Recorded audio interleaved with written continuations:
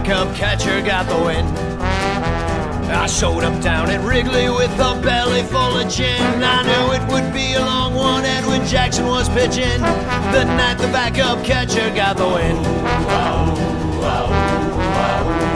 And when Jackson only lasted 4, the game was tied for 12 more innings, nobody could score. We went to Captain Morgan's cause we wanted to drink more. The night the backup catcher got the win.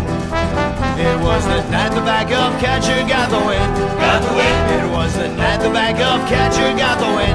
Got the win. Sat in the upper deck with 3 of my best friends. The night the backup catcher got the win.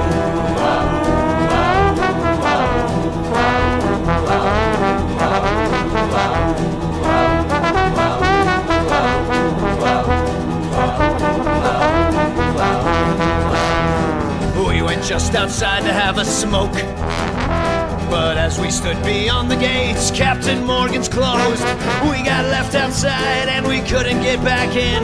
The night the backup catcher got the win. We were 3 sheets to the wind and overserved, and we couldn't get back to our seats in upper deck reserved. So we watched the game from the dugout on Addison.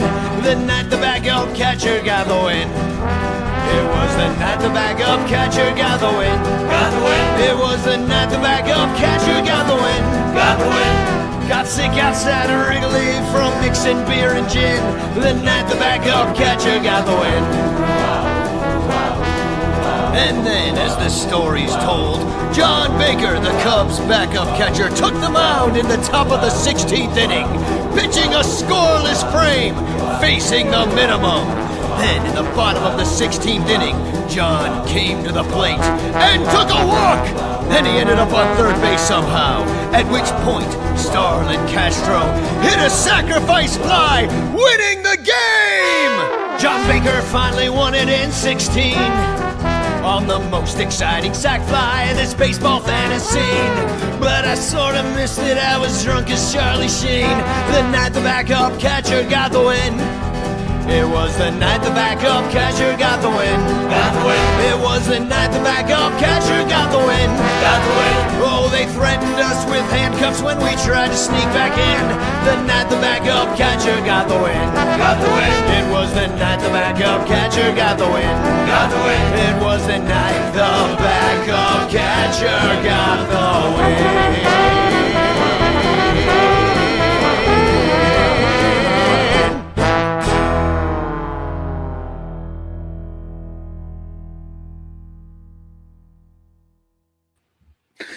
John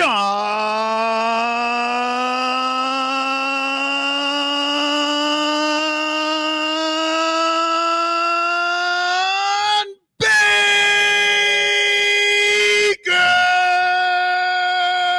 Oh, baby. Oh, that was nice. You're all red in the face, Michael Cotton. That was, yeah, it's a completely different sound than Son Ranto. It's like you would think it would be exactly the same. It is.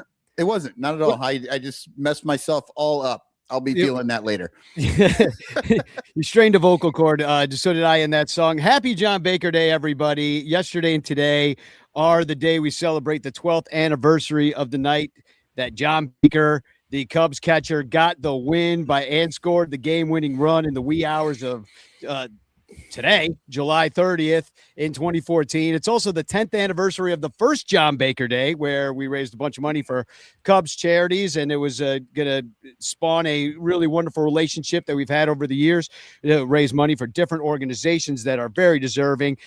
This year, we are benefiting Trapdoor Theater, who's going to be producing my baseball backdropped musical farce called The Game.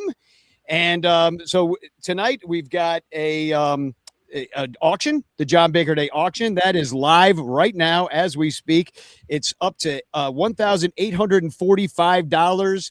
I'm dropping the link in the chat if you want to get in there. It's basically buy my stuff. Buy my stuff, or go to lunch with Bleacher Jeff and sit in the bleachers in his seat. Maybe he'll let you sit there. And then that's also for auction.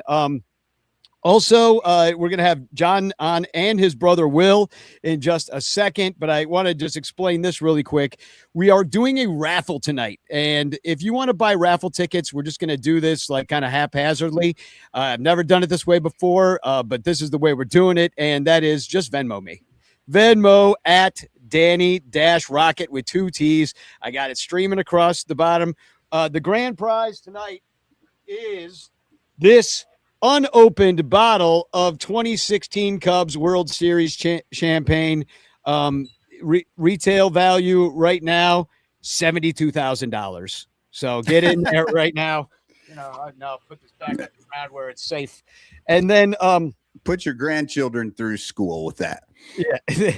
We also have a Patrick Wisdom, Matt Kammerer, Matt Kammerer art piece that's signed, that's been donated by Crawley. It comes with a baseball that's also signed by Patrick Wisdom. This is in the raffle. We also have Dominic Galoro has he makes cool stuff like this that you're looking at right now, cutting boards, also coasters and tumblers, things like that. So Dominic has donated a piece that he'll do custom for you. That is in the raffle tonight. So get in there. In the Clutch Shirts has donated gift certificates. Penguin Imprints has donated gift certificates. Ballhawk Dave has donated a jewelry piece that here's his corner there on corner of Kenmore and Waveland, where Ballhawk Dave sells his wares, and he's donated something as well. In the auction, we have a Anthony Rizzo baseball bat that's currently going for $300 right now. We also have this original Matt Kammerer Javier Baez over the map of Puerto Rico art piece. This is the original. This is the Wilson Contreras original art piece from Matt Kammerer. Also, this one is signed by Wilson Contreras. Also says Venezuela Libre. And last time I looked, this doesn't have any bids at all. Pedro Strop, Matt Kammerer. This is a print. This is also signed. And I got a couple Ernie Banks signed Steins and a Norman Rockwell Stein. Nobody's bid on this one yet either. And finally, we have a this Obvious shirt, limited edition of the John Baker game. You should go buy it at Obvious Shirts, and then Joe's going to give a donation to Trapdoor Theater. And finally, the way that you can help the most is by just giving money to Trapdoor. I've set up a GoFundMe. That money goes straight to them to continue to produce and produce the game next summer, which is when we're planning to do it. The last I know I've said the last a bunch, but but the last thing I want to point out that is for auction, and it does have some bids. This is the first thing I earned as a writer about the Cubs.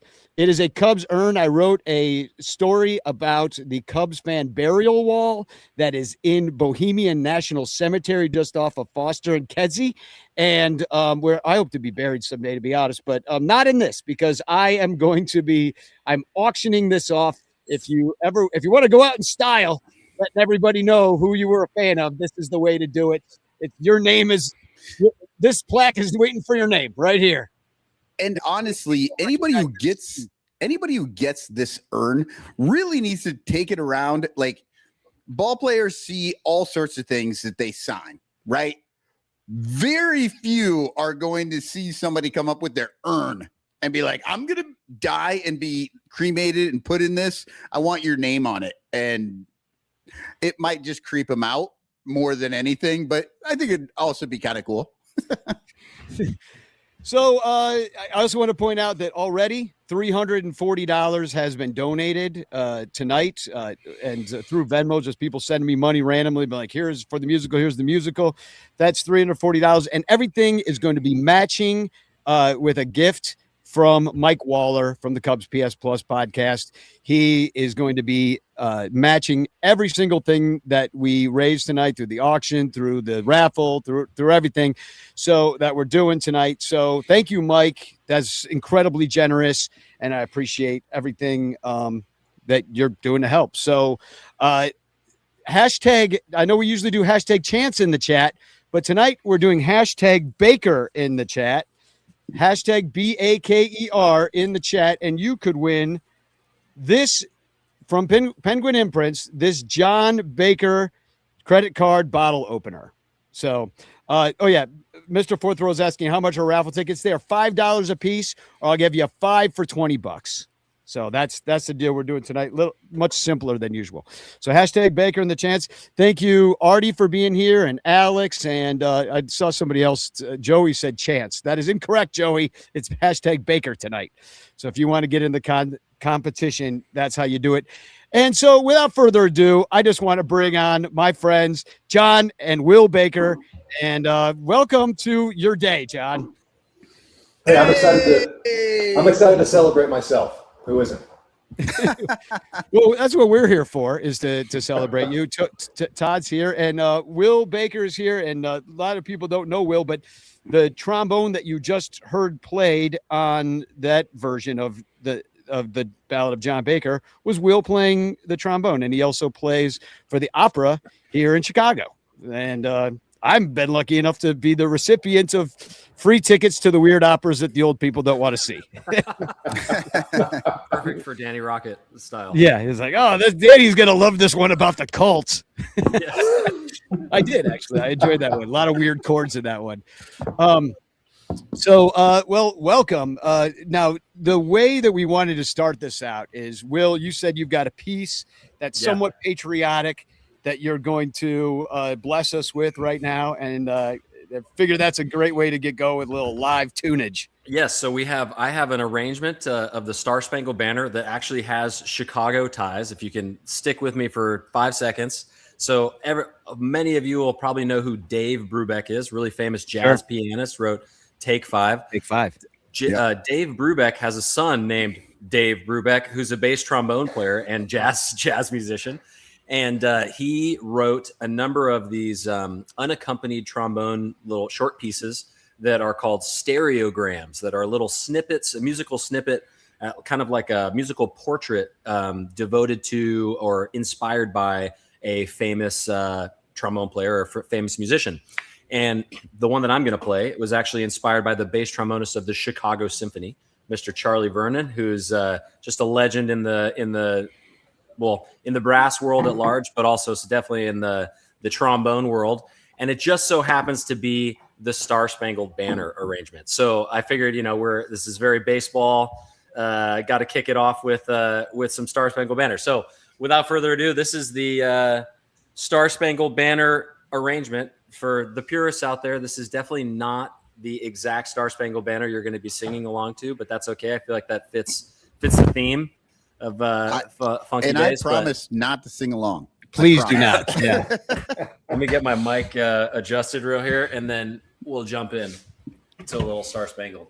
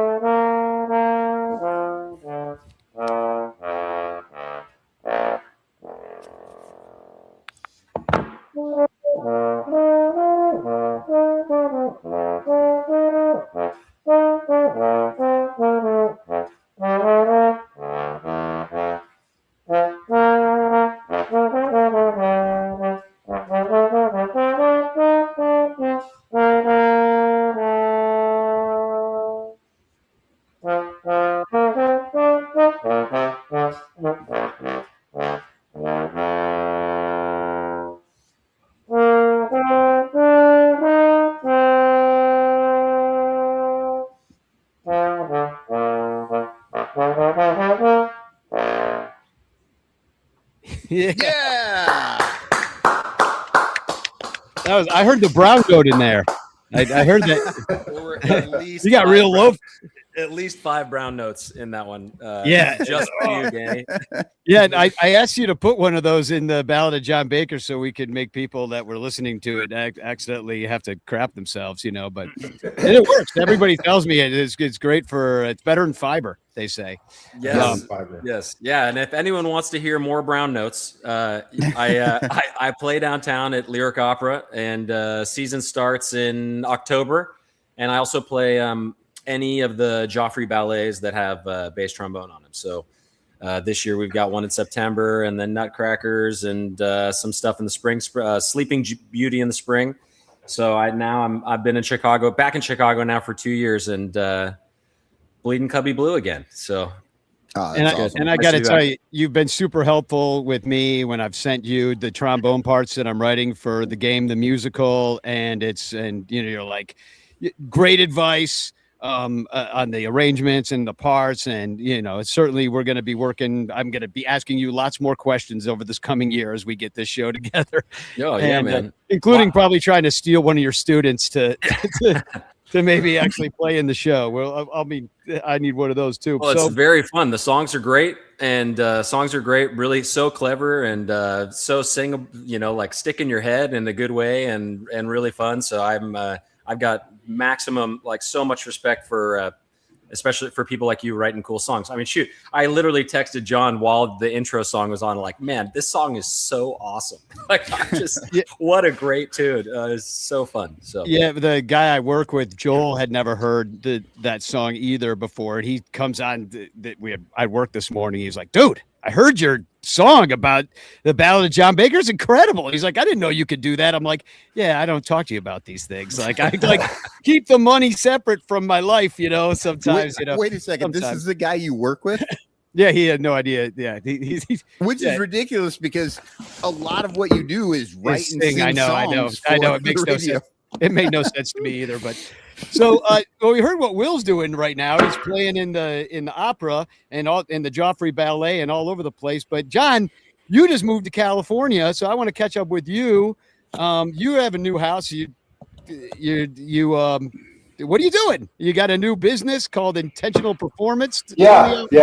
Well, so I after I left after 2020, when I left the Cubs to work for the Pirates, I got a ton of great experience in baseball, kind of on the other side. I had never had any management experience. I'd always been, when I was working for the Cubs, I was really doing what I love to do, which is work one-on-one with people and, like, help them solve the problems that they're dealing with so that they can perform better. And that was, I think, honestly, it's funny because, you think about the title of the song, but I think a lot of that was cultivated as a backup catcher. That was my kind of, when you're in that position as a baseball player, you kind of like walk the line between playing and coaching. And when you're catching, you have a pitching staff that you've got to get to know really well, because the most important thing you can do is put them in a position where they're really convicted in what they're doing. That's what I always thought led to execution for those guys. It doesn't necessarily matter what finger you put down, or nowadays what button you push. It matters if you believe that it's going to work. And so to do that, you've got to cultivate really kind of good and close relationships. And so, after I left the Cubs, I got to lead the player development department for the Pirates. And it was really fun. It was a ton of stuff to learn. But it was management. I was, for the first time in my life, I was telling players they were released or making staffing decisions. And that's not very fun over time. It starts to suck more and more every single year. And I remember when when I took the job and I talked to the Cubs about leaving, Theo told me, before he had left the Cubs, he said, look, only do this for 4 years, because you're going to kill yourself if you keep going beyond that. And he was right. I was getting kind of numb to the baseball stuff. So then I spent a year in performance with the Pirates, and then I kind of realized after that year that 24 years of professional baseball, I've always had somebody else dictate my schedule. I've always had a bus time to get on, and I miss being home. My sister's kids are growing up. Will's kids are growing up. My mother-in-law's getting older. My parents are closer to here, and you have to start to reevaluate your life and what you want to do. And so in doing that, I said, okay, here's what I love to do, and this is where I want to do it. And we kind of just packed up and shipped ourselves across the country. And I shared the link in the chat to your new website, which is baker-hq.com.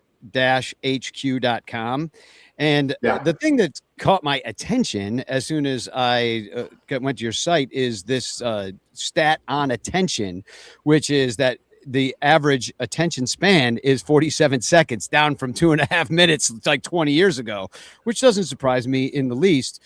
So is that something that as you worked with younger players that you noticed changing over the course of you moving through your career, that there was it's changing for everybody. It's changing for everybody. The technology that we use is the attention economy is an $800 billion a year industry.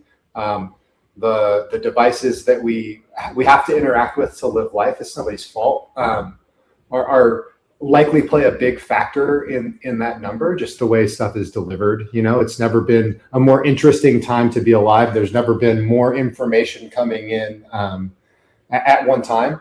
And at the same time, having all this experience that I had working with people, particularly performance, what you start seeing is that there are things that are trainable that you can actually do. When nobody knows, when someone says mental skills, nobody tends to know what you're talking about.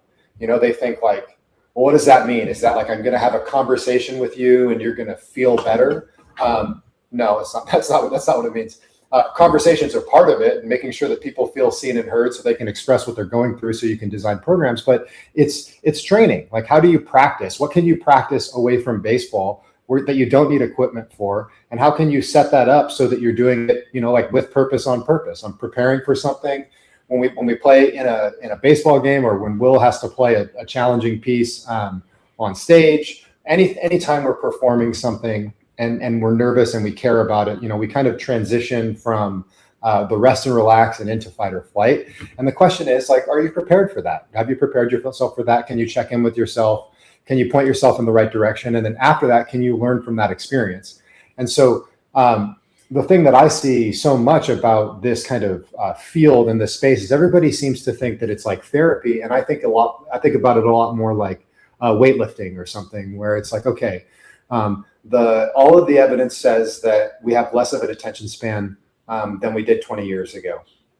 Is there ways to train attention? Yes. Have people studied this and proven it in high pressure populations? Yeah. Yes. Is it a huge time cost, or, do you have to do things for hours and hours? No.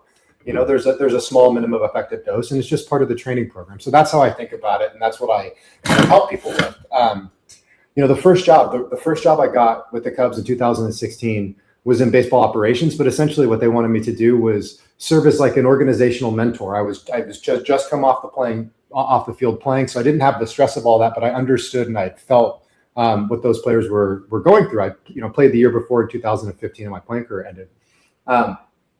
And in doing that, in seeing the value that I felt, or like the validation that I felt when I would spend time with people, see them change some of their behavior, start preparing in a certain way, and see them take off. They're doing it, not me. I'm just introducing them to the ideas and saying, hey, look, here's a thing that works for the thing that you're dealing with. If you can try this and train it consistently, and this is why we call it mental skills. It's a skill if you can practice and get better at it. If you can't do that, then it's nothing. And if you're just hoping that like the pep talk from your coach every 3 months is going to be the thing that's going to be effective for you to change how you process your performance, or how you play, or how you focus under pressure, then I think you're just kind of winging it with there. So there's a lot of stuff out there, and that's what I try to do. So my work now is a combination of kind of mentorship in the baseball space, and then helping people design a training program so that they can be themselves more often when the game is on the line.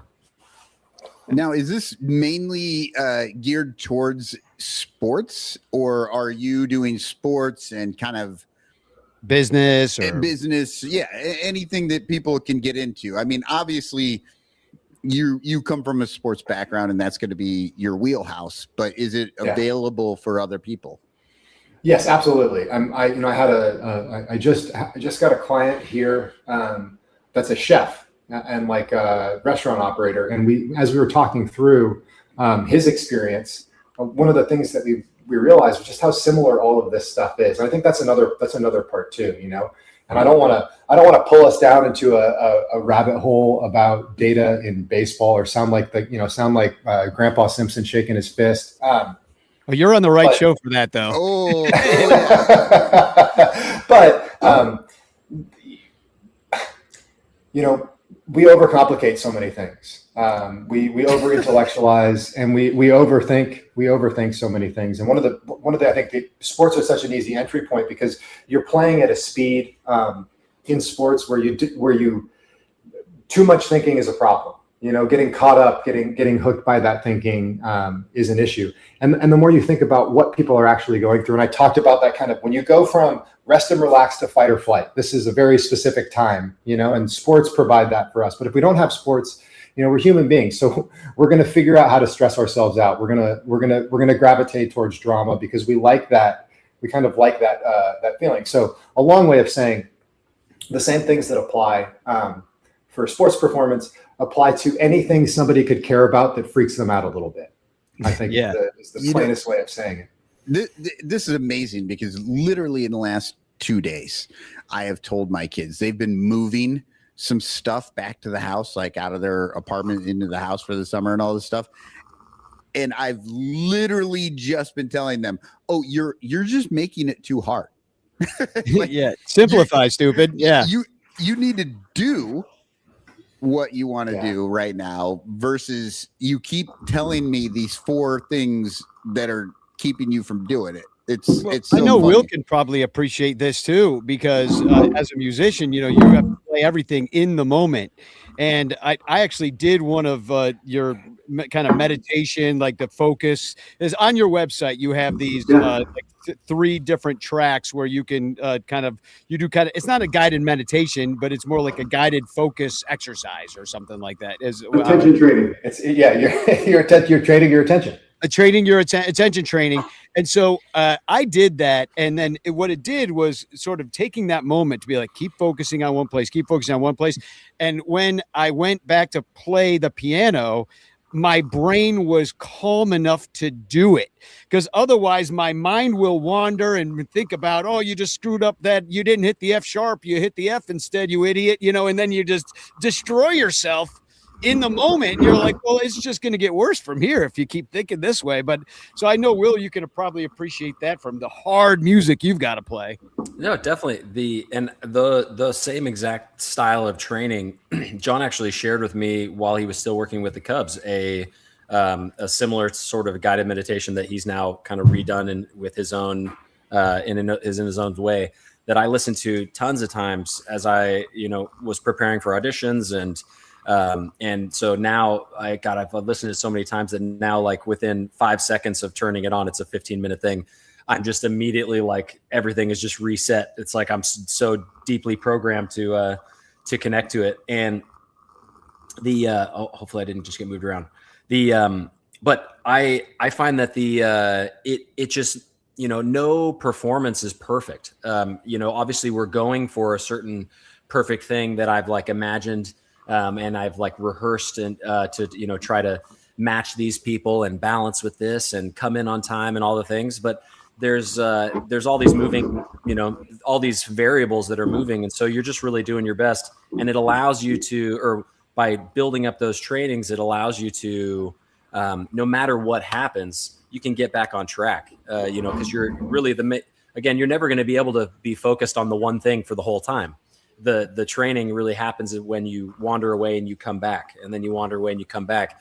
And over the course of an opera, multiple hours, there's so many times where your brain wants to wander away. And if you've practiced coming back, you can do it more quickly. And then, you know, even if you screwed something up, you know, it only takes 1 second to get back in the zone and make the next note great and get right back on track. And so, especially in audition too, man, when like a potential career or life-changing moment is on the line, the people that tend to win auditions are the people that can get right back on track the fastest. And stay calm, probably, and never let them see you sweat kind of thing. And, you know, just stay focused. Stay relaxed, stay focused, stay relaxed, stay in your place. Well, I want to get a little bit into that game that we're celebrating tonight in 2014, which is the night that you pitched, which I believe I'm right in saying that was the only time you pitched in your career, or did you pitch in the minors at all ever? No, that was it.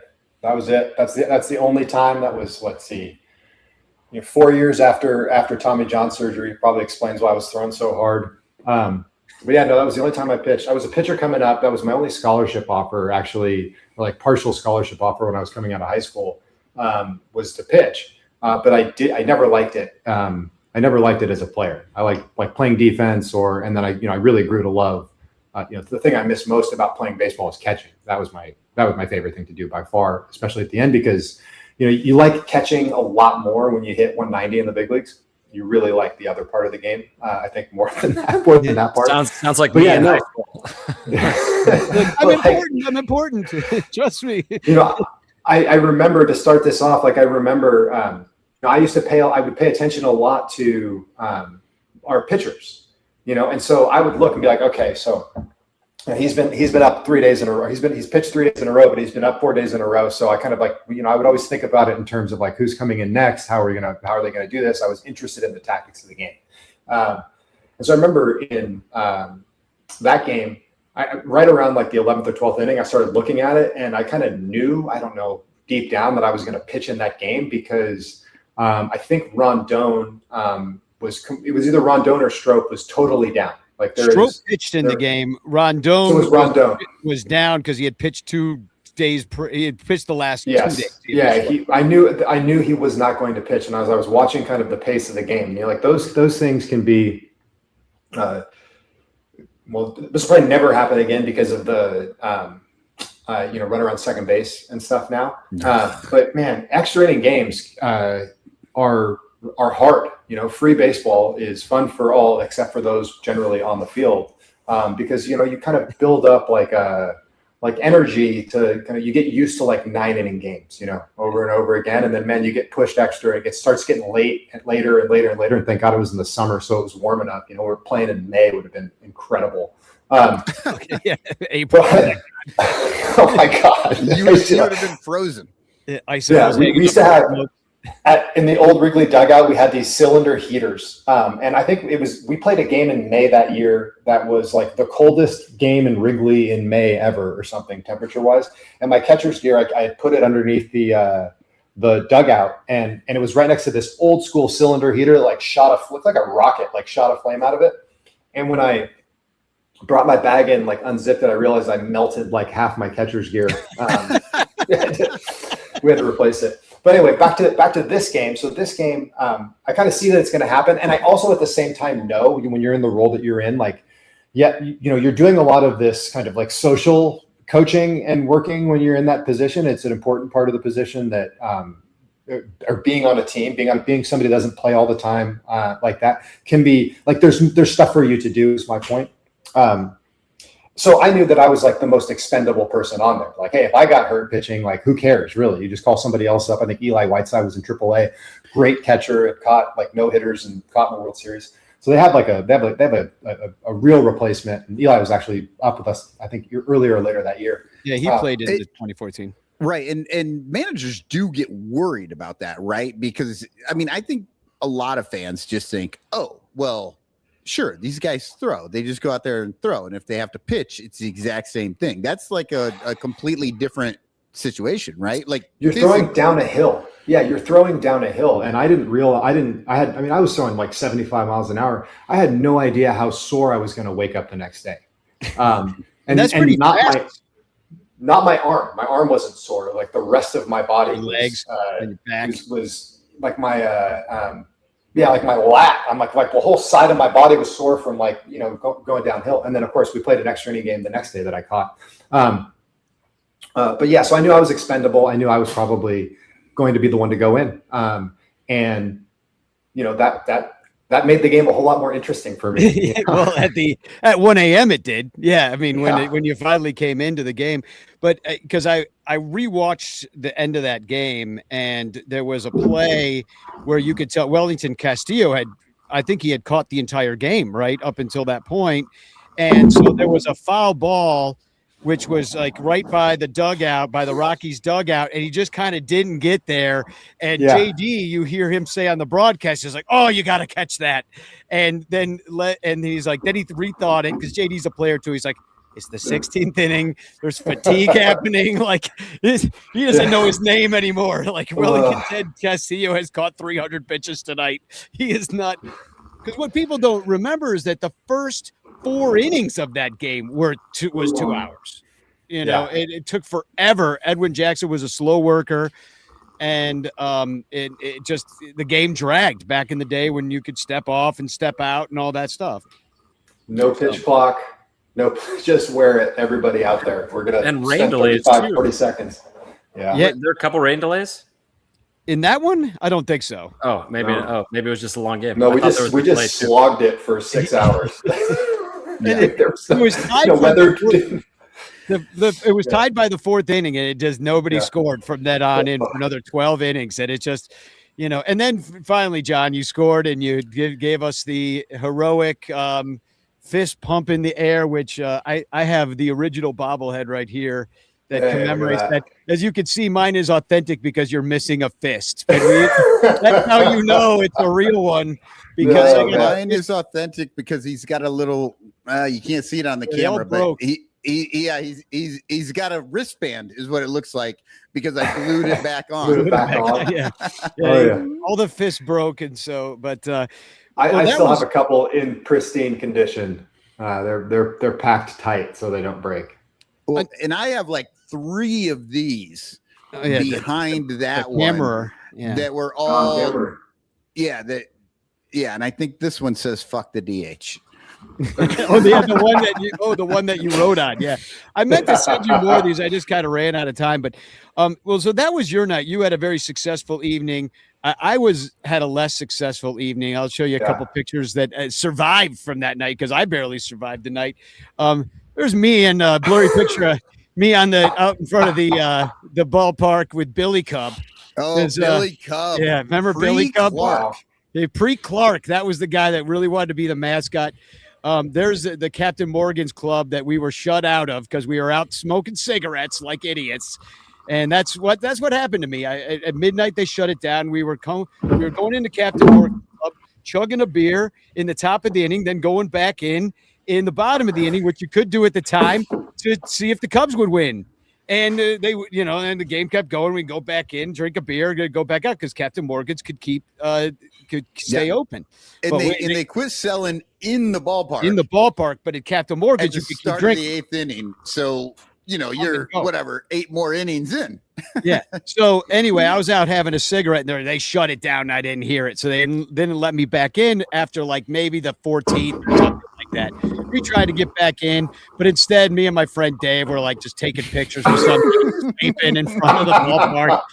Then this poor guy who I made take a picture with me, one of the Wrigley Field employees. I'm obviously 3 sheets to the wind in this picture. And then I woke up the next day and wrote that song.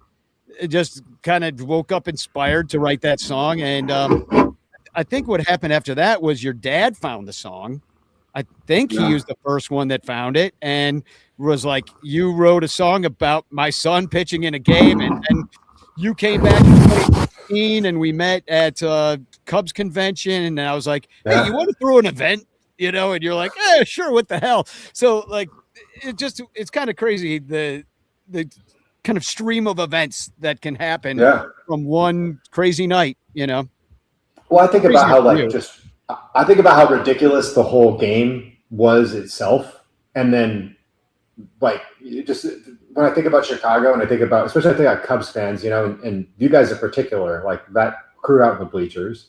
I've always thought about like how incredible that you guys took something that was just like interesting because of its randomness and turned it in a way to help other people out.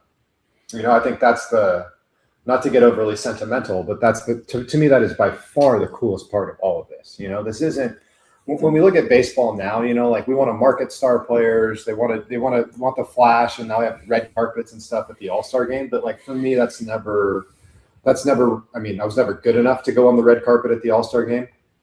But at the same time, that's not what baseball's about. You know, like you hear stories about baseball.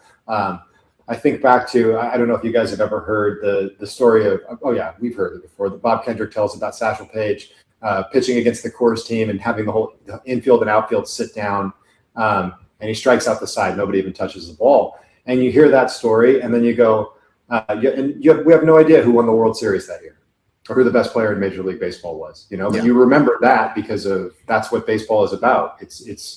It's about the people, not only on the field, but the people at the game. And Wrigley has always done it better, I think, than everywhere else.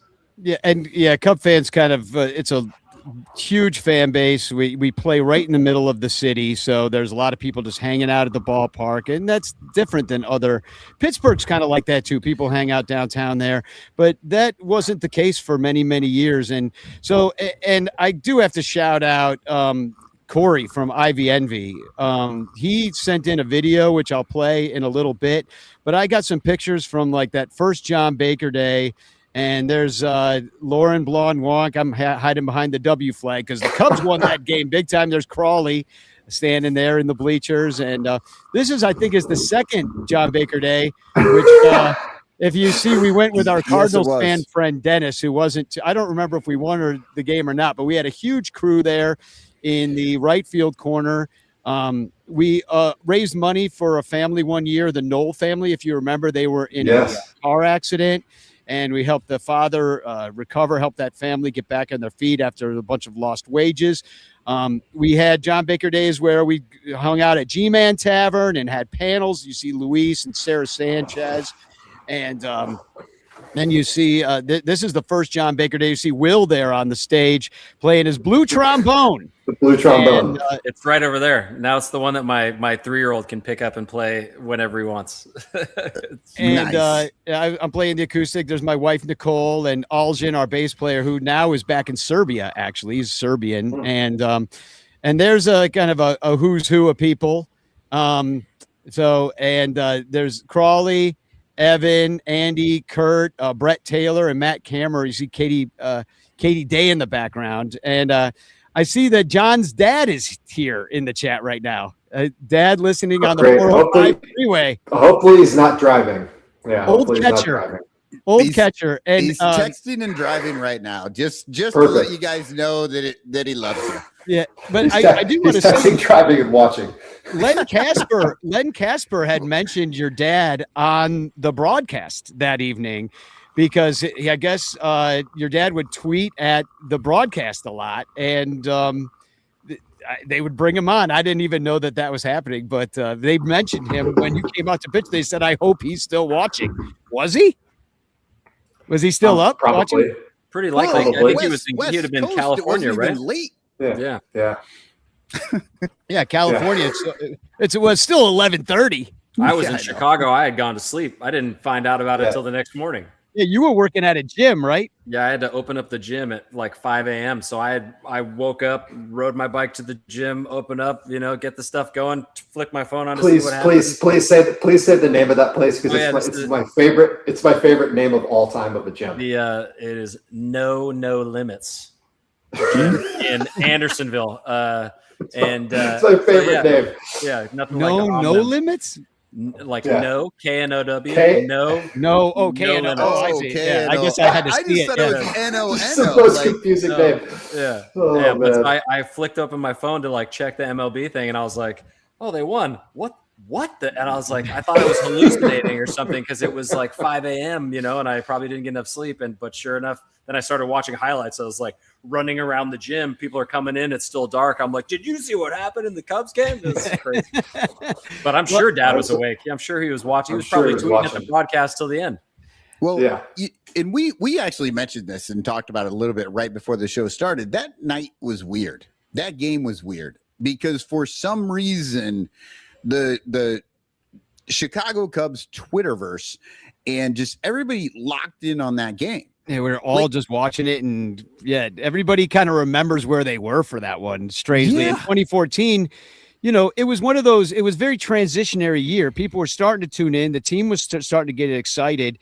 And John, I don't know if you know this, but you caught a couple of strays in the Lovable Reunion podcast at the Chicago Theater, where people were talking about you, basically recognizing talent early on, like seeing Jake Arrieta. You're like, this shit is nasty. He's got some nasty stuff. This is going to be good. This team's going to be good soon, and seeing kind of what they were building. And when I go through and count, and there's a question about this in the Are You Smarter Than John Baker, which Crawley's going to come on in 2 seconds and challenge you. But there were 11 players on the 2014 team that were huge role players on the 2016 team. So that's a fair amount of the team right there. Yeah, you could see it. You could see it happening. You could see it happening in spring training when you look at some of the younger players. But I will never. I mean, I remember catching Jake in spring training, and I'm like, what? Like, what is that? Like, what?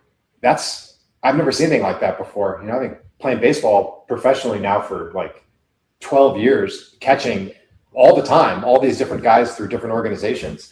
And like, I'd never seen anything like that before, Now, are you specifically talking about that slider that just ran to the other side of the street, or all his pitches?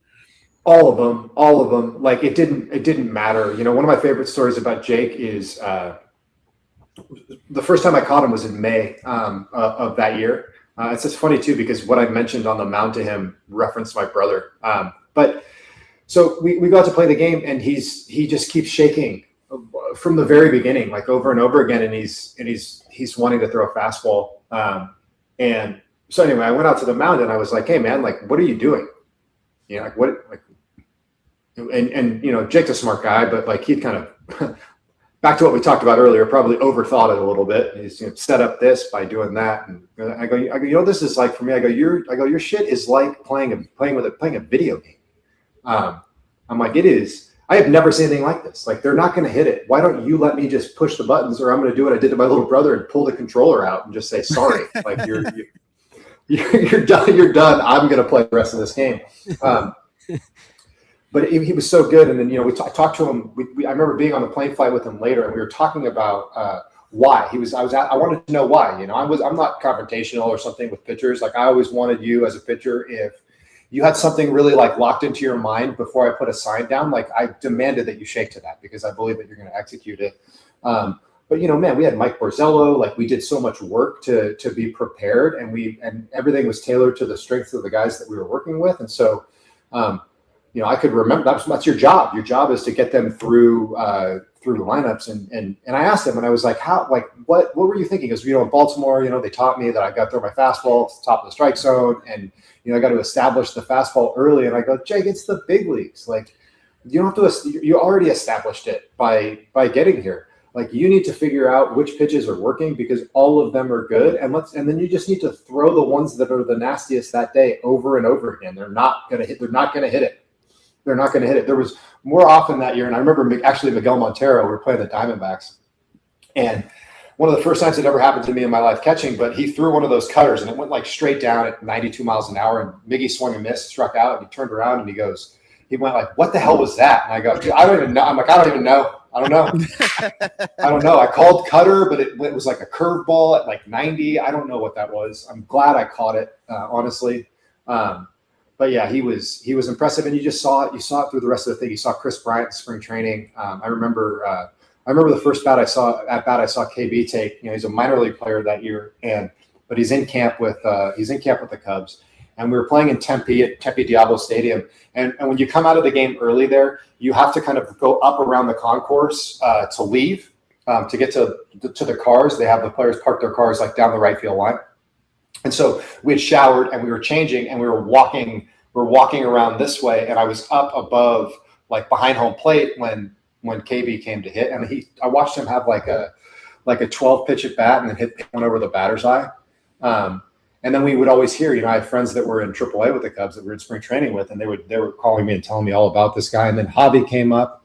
A couple weeks later after the John Baker game. I think it was maybe 2 weeks afterwards, something like that. And the thing that struck me most about Javi was not, obviously he had huge power, and he was kind of like wild swing and miss and stuff. But, we had a game where he called timeout at shortstop and ran to the mound, and we went out to the mound, and he basically like organized a back pick to get this pitcher out of the inning. And when you play with somebody like that and you realize like, okay, that's the most talented defensive player on the field by far, and he knows it, and he also wants the ball. That's a huge upgrade, and his versatility early on with them, being able to kind of play everywhere. And then, you think about the additions that they brought in. They had like a really strong base. Rizzo had become a star. Hendricks was getting really good. Arrieta was really good, getting really good. The bullpen was starting to look really good.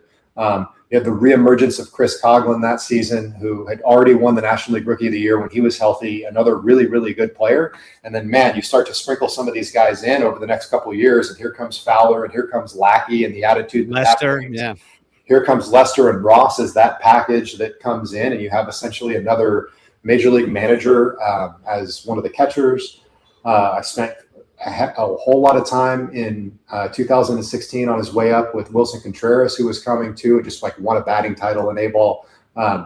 It was really, really an impressive really, really impressive base of talent that they built. And then you look at what was supplemented and what was added to it.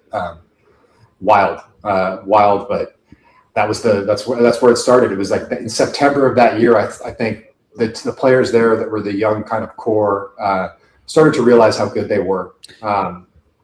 So there are two games. There are two games I remember in the 2014 season. It's the John Baker Day game, and then it's also what Ivy Envy called the Labor Day Massacre, when on Labor Day the Cubs absolutely destroyed the Cardinals. I think Soler hit one. I think Soler hit one so far over into the seats that it hit like, I don't know, somebody. It was like past Big Macland or something like that. Like somebody serving hot dogs got hit with that ball or some shit. Yeah, in the parking lot. Somebody tailgating outside. Yeah, got hit. But they destroyed them. Those are the only two games that you can remember, from that game that Javi came up and hit that. Yeah, had Oppo homer in Colorado. That was that's the night I met this guy. That was an amazing game. I was at the game. I was at the game and met this guy. I may only remember it because that was the night that Danny and I met. Yeah. So before we make him wait in the stupid green room any longer, I want to bring on our good friend Crawley, who's going to participate in this trivia contest that we have. Crawley, welcome to John Baker Day Extravaganza. How you doing? Oh, you iced me. You iced me for the competitions. I need John Baker to give me some mental skills. You're a little quiet. You're a little quiet. I'm going to turn you up. I got him turned up a little bit. Okay. Can we hear you? Crawley, you are going to win this. I promise. We'll see. I mean, you were literally there, John. So, I know, but So anyway, Crawley, you didn't ask me a question. How you doing? I'm doing good, man. It's good to hear these stories. And John, I don't know if you have listened at all to the Lovable Reunion podcast, but as Danny mentioned, you're brought up on that a bunch of times. Rizzo brings you up like every 3 episodes. And I'm like, John Baker every time, man. It's just great. But I need to reach out to that guy, man. Like we go back before. I don't know if anybody knows this. We go back before the Cubs days. We were Toros del Este teammates when he was still a minor league player with the Dominican. He had this really. You remember when he got called up? He had this really stupid stance where he was like. His hands were all like a Craig Counsell situation. Yeah, it was very bad. But fortunately for Tony, he figured it out. Yeah, I love your story about the rosary that you tell. Yeah, I'm actually going to play it later on. In John Baker Day 2020, you had that story about being riding the bus, and Rizzo said he's going to get himself a rosary at the bus stop. He got it at the gas station. Yeah. Yeah, and when he hits a home run next, he's going to swing it around his head, and everybody loved it. And man, talk about a guy who like led that 2016 team. Sorry to cut you off, Crawley. Where were you going? Oh, I was going to ask though, John. You mentioned Mike Borzello, and I don't think Cub fans understand how important he was to the organization and to the game planning. And it was interesting to hear him on the Lovable Reunion podcast and then how much all the players respected him and how prepared he was. What was it like working with Borzello? Oh, it was great. I mean, I love. I mean, Mike is going to tell you the truth. Boris is going to tell you the truth. He's not going to pull any punches. He's like been around for too long to BS anybody, because he's got. He's building a game plan every single day, and he put in so much time and effort. And after that too, Tommy Hotovy was around as well. He wasn't the pitching coach yet. He was still kind of like when I was still playing, he was like an assistant. But here's how good Borzy is. So I was kind of like mentored early in my career by Jason Kendall on like how to prepare for a game. I was a minor league player with the A's. He was the major league catcher for Oakland, and he is one of the most, if not the most, like well respected of that position. Just because, I mean, when I think about Jason, if you go look on Baseball Reference at like the most games ever caught in baseball history, he's like 6th or 7th, but he's played like 7 or 8 less years than everybody else. And he was super prepared. It's crazy. But he was catching 155 games a year.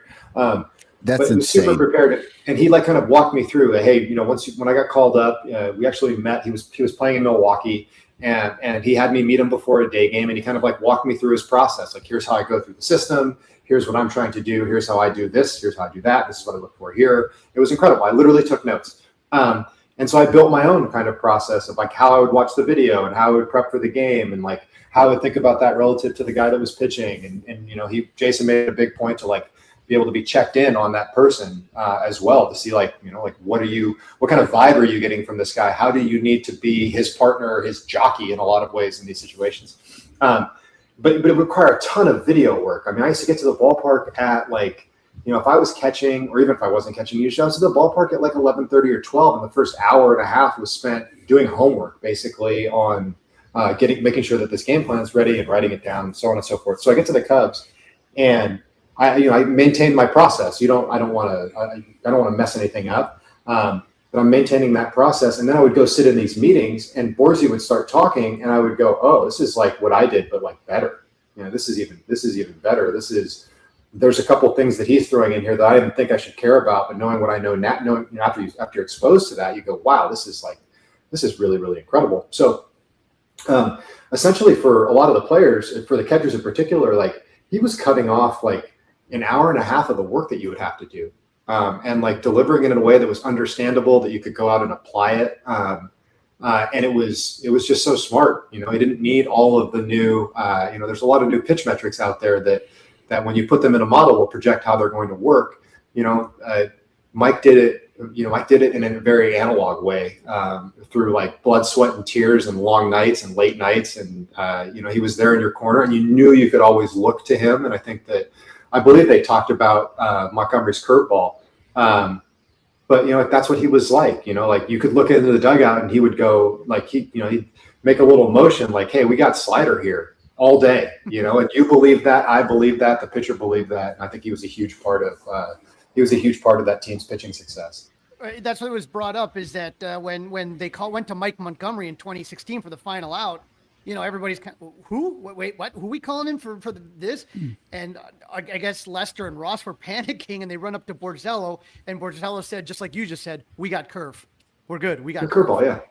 Yeah, and it's just 2 curveballs, and so Miggy, I guess, wasn't used to catching Montgomery, so Miggy looked in, and same thing. Borzello just shows in like that, Curveball. and then all of a sudden, that the first pitch is a foul ball, and all of a sudden Miggy looks in again, and he's again 5-3. I mean, it's yeah, and you trusted him, man. And like when you can offload like that level of work on somebody else because you trust that, then you can invest that other time either in like recovering yourself, or like just being present and around the people on your team, which is a huge important part of trying to achieve something together as a group can be really challenging. And we know that there's a lot of pressure, and people take it hard, and there's sleepless nights because of baseball. And so that more social connection, more human time, which was so much what Joe is about as a manager as well. I think he was another incredible addition to that organization.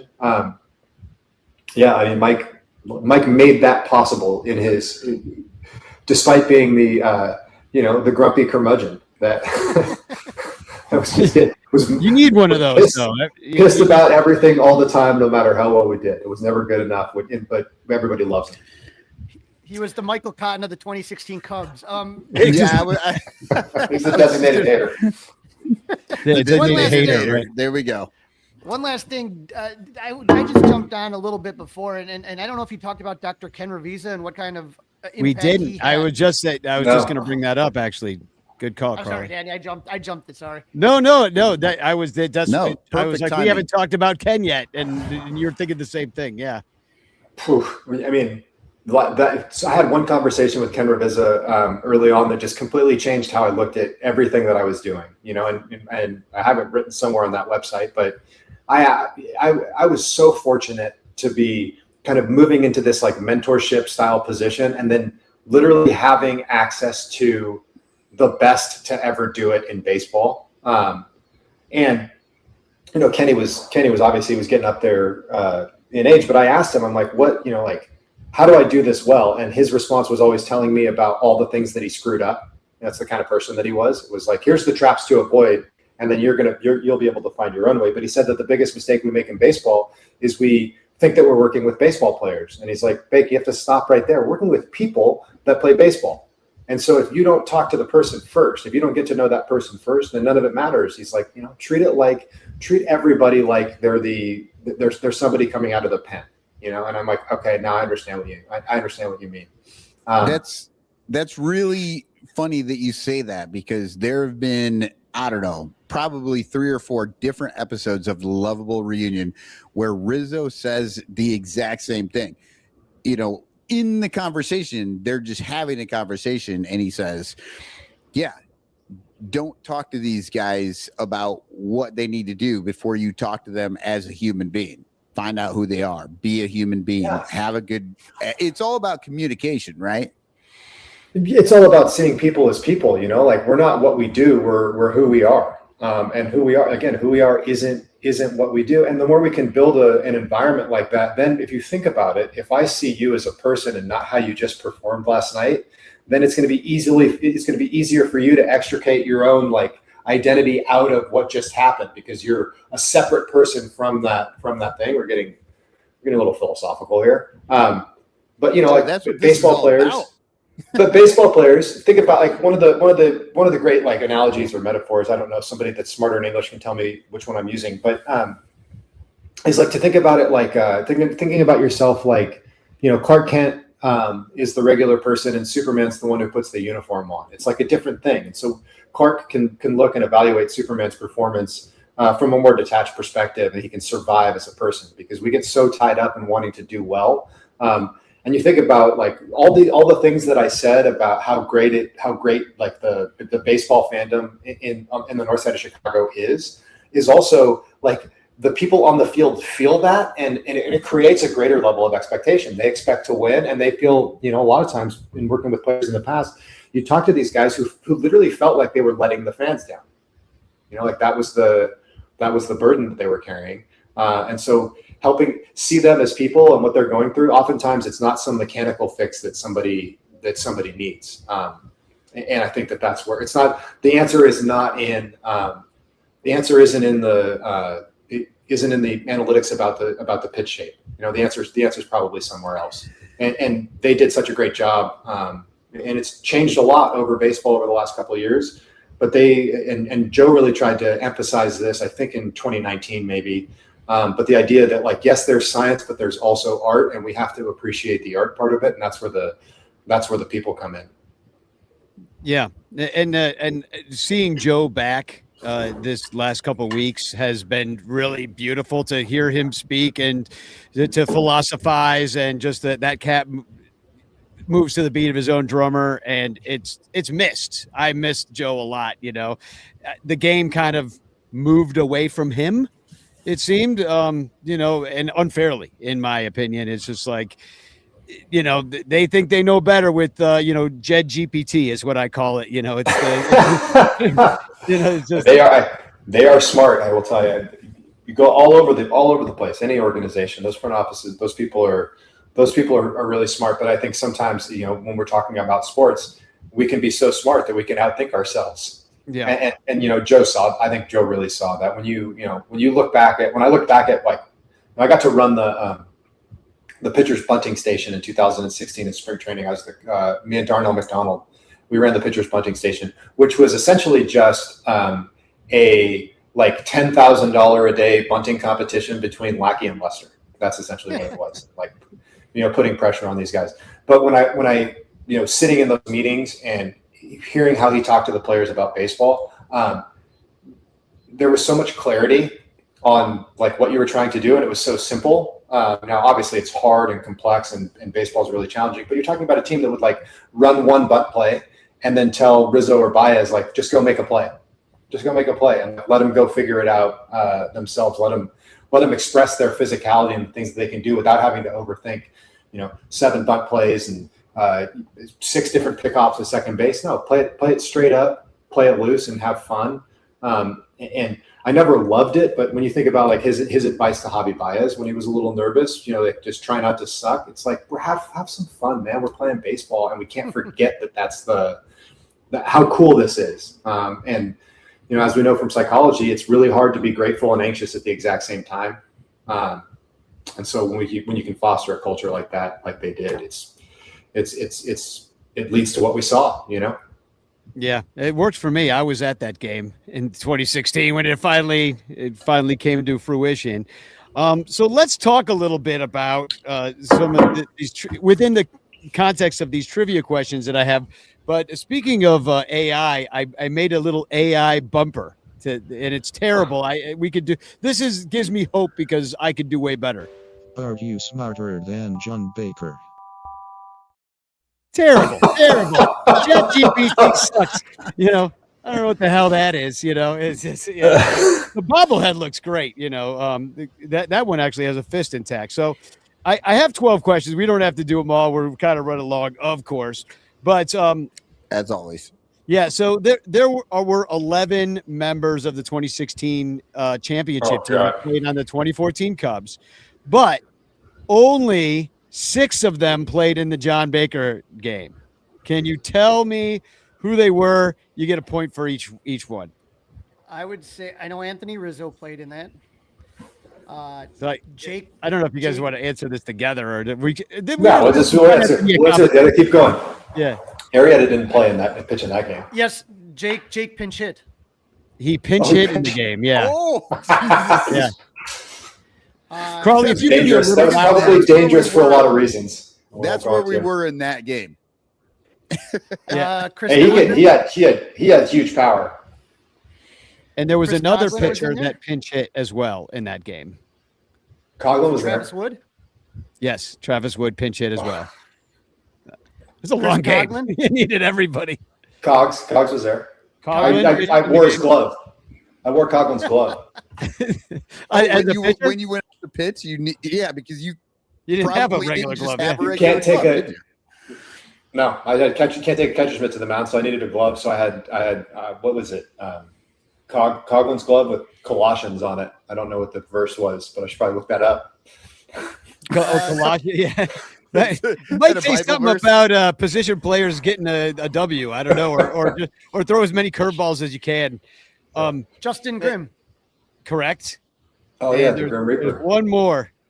We mentioned him earlier in the show. Stroke. Said, Yep. Stroke. Yep, Stroke Yeah. Stropey. pitched. So good. That's and then Caesar, Baez, Soler, Hendricks, and Hamill all played on that team as well, even though they weren't all up all year. All right. There was one MVP playing in the John Baker game. Who was he? He was Nolan an MVP. Arenado? Was it Nolan? Nope. Nolan or Justin Morneau? Justin Morneau. Morneau won Morneau's the the first MVP in 2006. So, all right. How long? You're a little overmatched here, John. Holy cow! Yeah. No, I remember it now though for sure. He How played long was first the game? How long was the game? Do you know, John? I think it was 6 hours and 27 minutes. Correct. A game, and it started a little late too. It started 2 minutes late, and so it didn't end until 1:34 in the morning. There's that famous shot of the Wrigley clock at the end. Okay, what former 2004 and 5 Cubs pitcher pitched the 15th inning for the Rockies? LaTroy Hawkins. Correct. Oh my god! How that had to be his like 20 second year in the big leagues or something like that. I He wonder if that's the actually- longest game he was ever a part of. It has to be. Yeah, and I- honestly, you know, I think he pitched for like 2 more teams after the Rockies. Yeah, he did like incredible. Yeah, he went to Incredible career. Toronto for the 2015 season. Yeah. He was trying to He like gave up Julio the Franco. Javi it. Baez. I saw Julio Franco as a Met at the end of his career. And He was, I mean- he was like 50. yeah, he was like 50 years old. He was getting AARP mail at the clubhouse. It was crazy. Well, and what's crazy is I saw Julio Franco in the middle of his career as a Met, I think. Yeah. I think he Met was probably like 3 with the times. Mets a few times. I mean, I remember being a LaTroy child. Hawkins I was- believe he was a Ranger. Oh, yeah. He was in the AL West when I saw him. Cleveland. LaTroy Yeah, he was Hawkins gave up that home run in the game you guys went to against Javi Baez. in Oh, Colorado. yeah. Oh, yeah. It was LaTroy who Um, gave that up.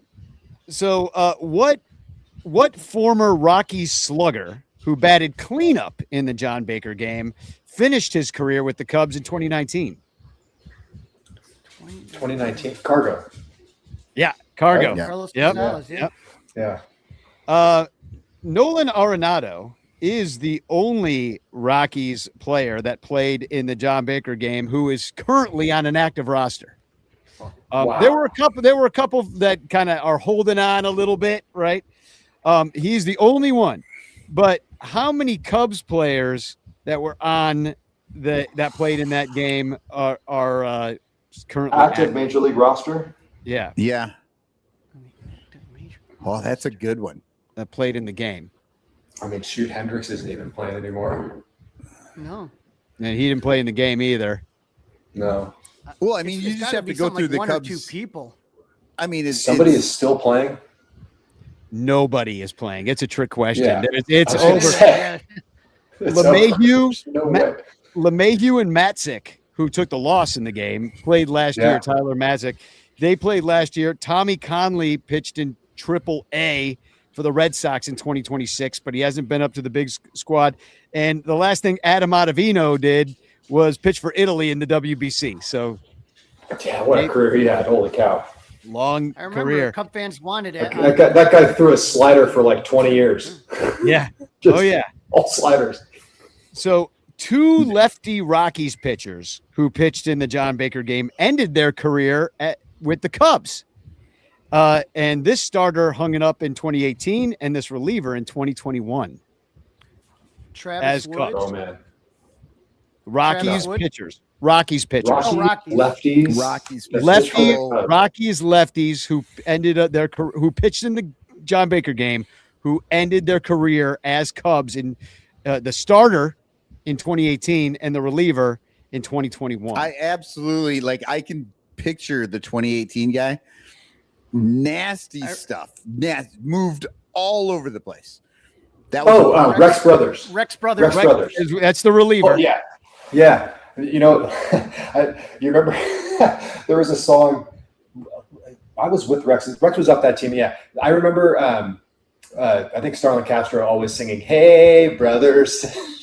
Rex Brothers, sorry. The Walker room. Yeah, You Rex had- Brothers, reliever. How about the starter Yeah. who hung it up in What? 2018? Matt Oh, Blau. De La Rosa. Yep. Um, Jorge De La yeah. Rosa. Oh, Jorge. Who Also started- nasty. Who Nasty. started that's who I think Michael was thinking of, right? Yeah. Yes. Yeah, he that's what I started was the thinking game. of. He started the game. And you know what? Now that my memory is being I'm snapping back.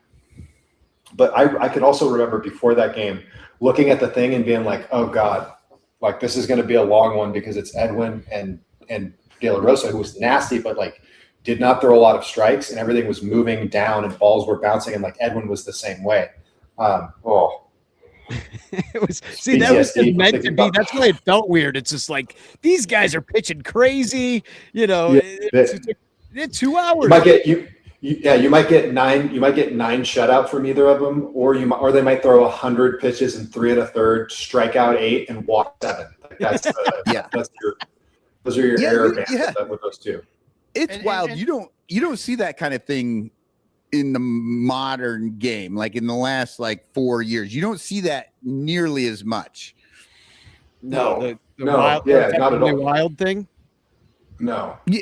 You know how good Yeah, pitching just- is now? Pitching, it's so crazy. like it's so easy. I mean, it's not easy, but like it's so much easier now with the technology that you have to like. Let me just walk you through. So I just got done with this in player development, but like we would have the TrackMan, and that TrackMan is like connected to like a model that can tell you how, like, can estimate how well this pitch would play in the major leagues based on the components and like the guy's arm slot. And so you like stand there with the iPad and go like, hey, try putting a little finger pressure down. And then like they throw it and they're like 80 slider. Can you do that again? Yes, I can. Bam, bam, bam. Now he does it. Now they go out into the game and they strike 6 people out with the pitch they learned the day before, because you have a better target because of the data of what you're trying to do than you did before.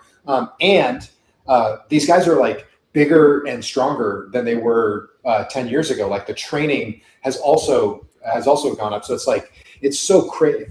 And finally too, there's more game theory going on. So you don't have like, oh, 2-0 count, he's going to throw a fastball. No, 2-0 count. Now like half the team throws Arrieta's slider for a strike behind in the count.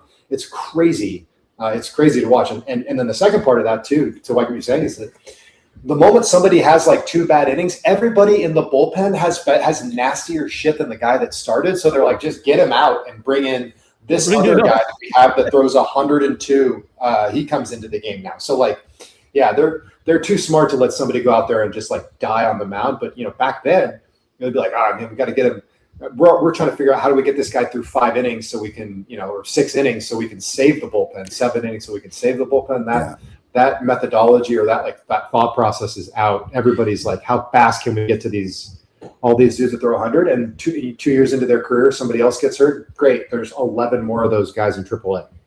Well, here's a question that I've been actually thinking about somewhat recently.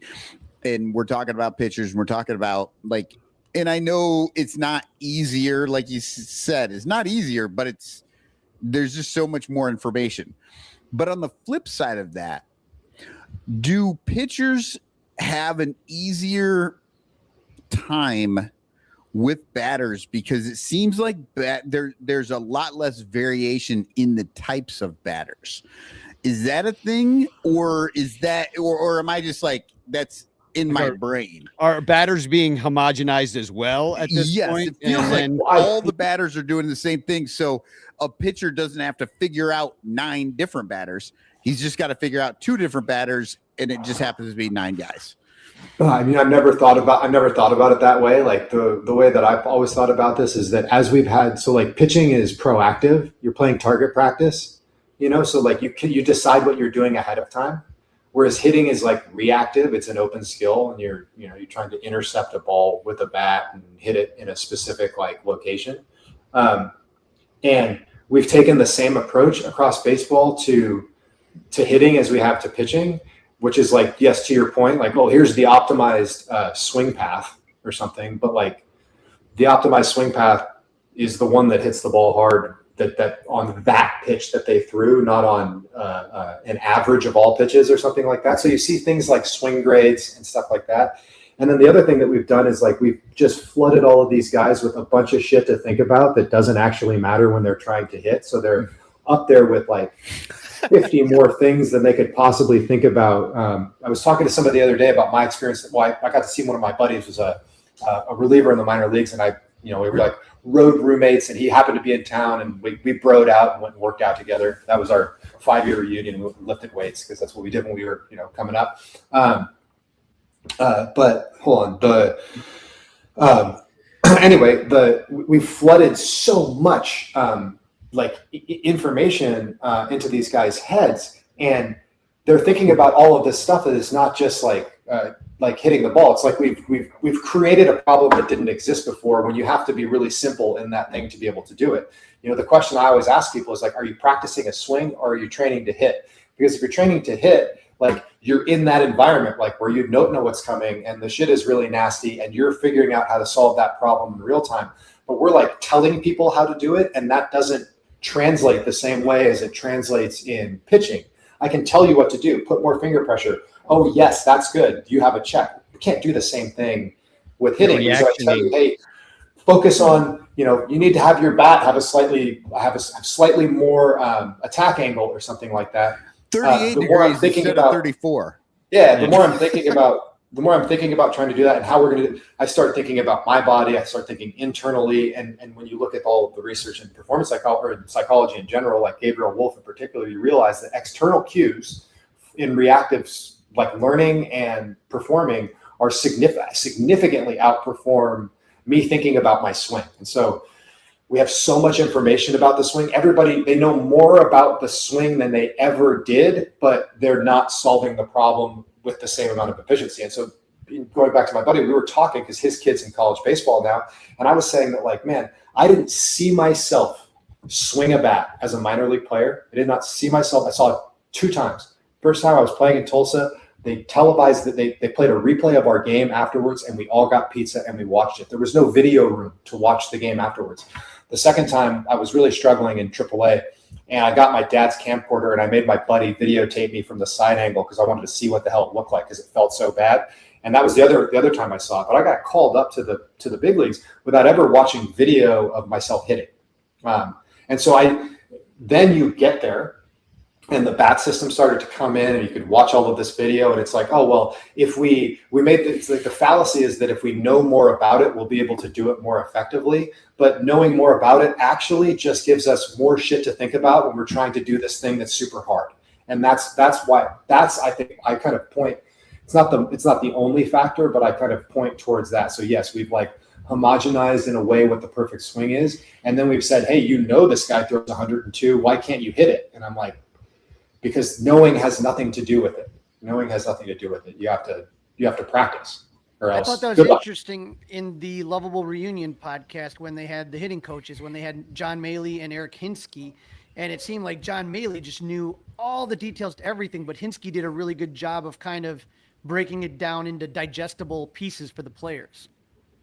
Oh, yeah. I mean, Eric played for so long. And played in so many high pressure situations that he understood and saw how simple you have to keep the approach. And just hearing this too, that we've overcomplicated it so much. You think back to what Joe was screaming from the rooftops in 2016, which was just to do simple better. Like, do simple better. We're still playing simple baseball. Better. Respect 90. Yeah. Yeah. It's easy. So do simple better. What does that mean? It means that there's plays that happen frequently, and we have to make sure that we master those things. Right? There's outlying plays, but there's things that happen most often. Can we be good enough at doing those 2 things? And respect 90 means like, just give your best effort. That's all we're asking that's all we're asking. We're asking to memorize a bunch of stuff or run complex plays or do anything crazy. No, we've prepared. Mike Borzello's prepared you. Like, the catcher knows what to throw, build relationships and trust him. And Ski was taking, and Maley is incredible. I had him as a hitting coordinator with the Marlins, again, working with the Cubs.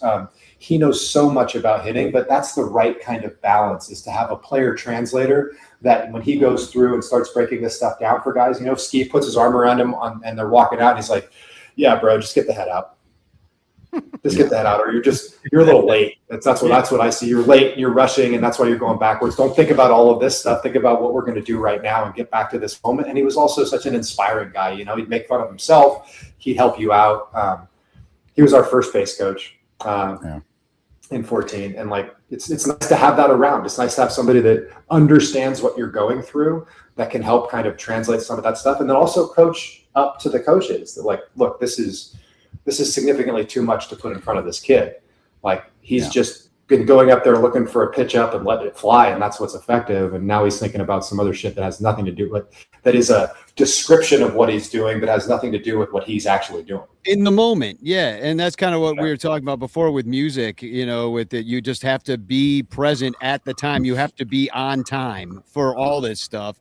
And if you're thinking about a million other things and not just flowing with the moment, you're probably not going to succeed. You will be late. You will be late to the moment if you're thinking about there's a guy I know for a long time. He's a singer. He's got a nice voice, but he likes hearing himself sing. So he's always late, because by the time you hear it coming out, you're already behind. So is it just always slightly? I'm like, is there an echo, or is that just him singing? Well, can we get back to a couple of these trivia questions? I love where we're going, but probably already won. So, but keep going. I got 4 more, and I think you'll get this next one. John, you were the only Cubs position player to pitch in 2014. Now it happens all the time. That's another thing that's changed a lot. But who was the only Cubs position player to pitch in 2016? Ross. Montero. It was Montero. Rossi pitched. When I think of Cubs, all I can think about is I don't know when it was, but it was Rizzo striking out Freddie Freeman. That's the and that was that's 2017 or 18, I think. But yeah, that is one of the most ridiculous things I've ever seen. What currently active catcher got the win? Currently active while pitching for the Mariners. This happened again. A year before joining the Cubs for only 3 games in early 20, or I think it's 13 games. I think I left off of one in early 2023. So catcher. Was Bethencourt there? Who? Was Bethencourt in Chicago? It was not Bethencourt. It barely played.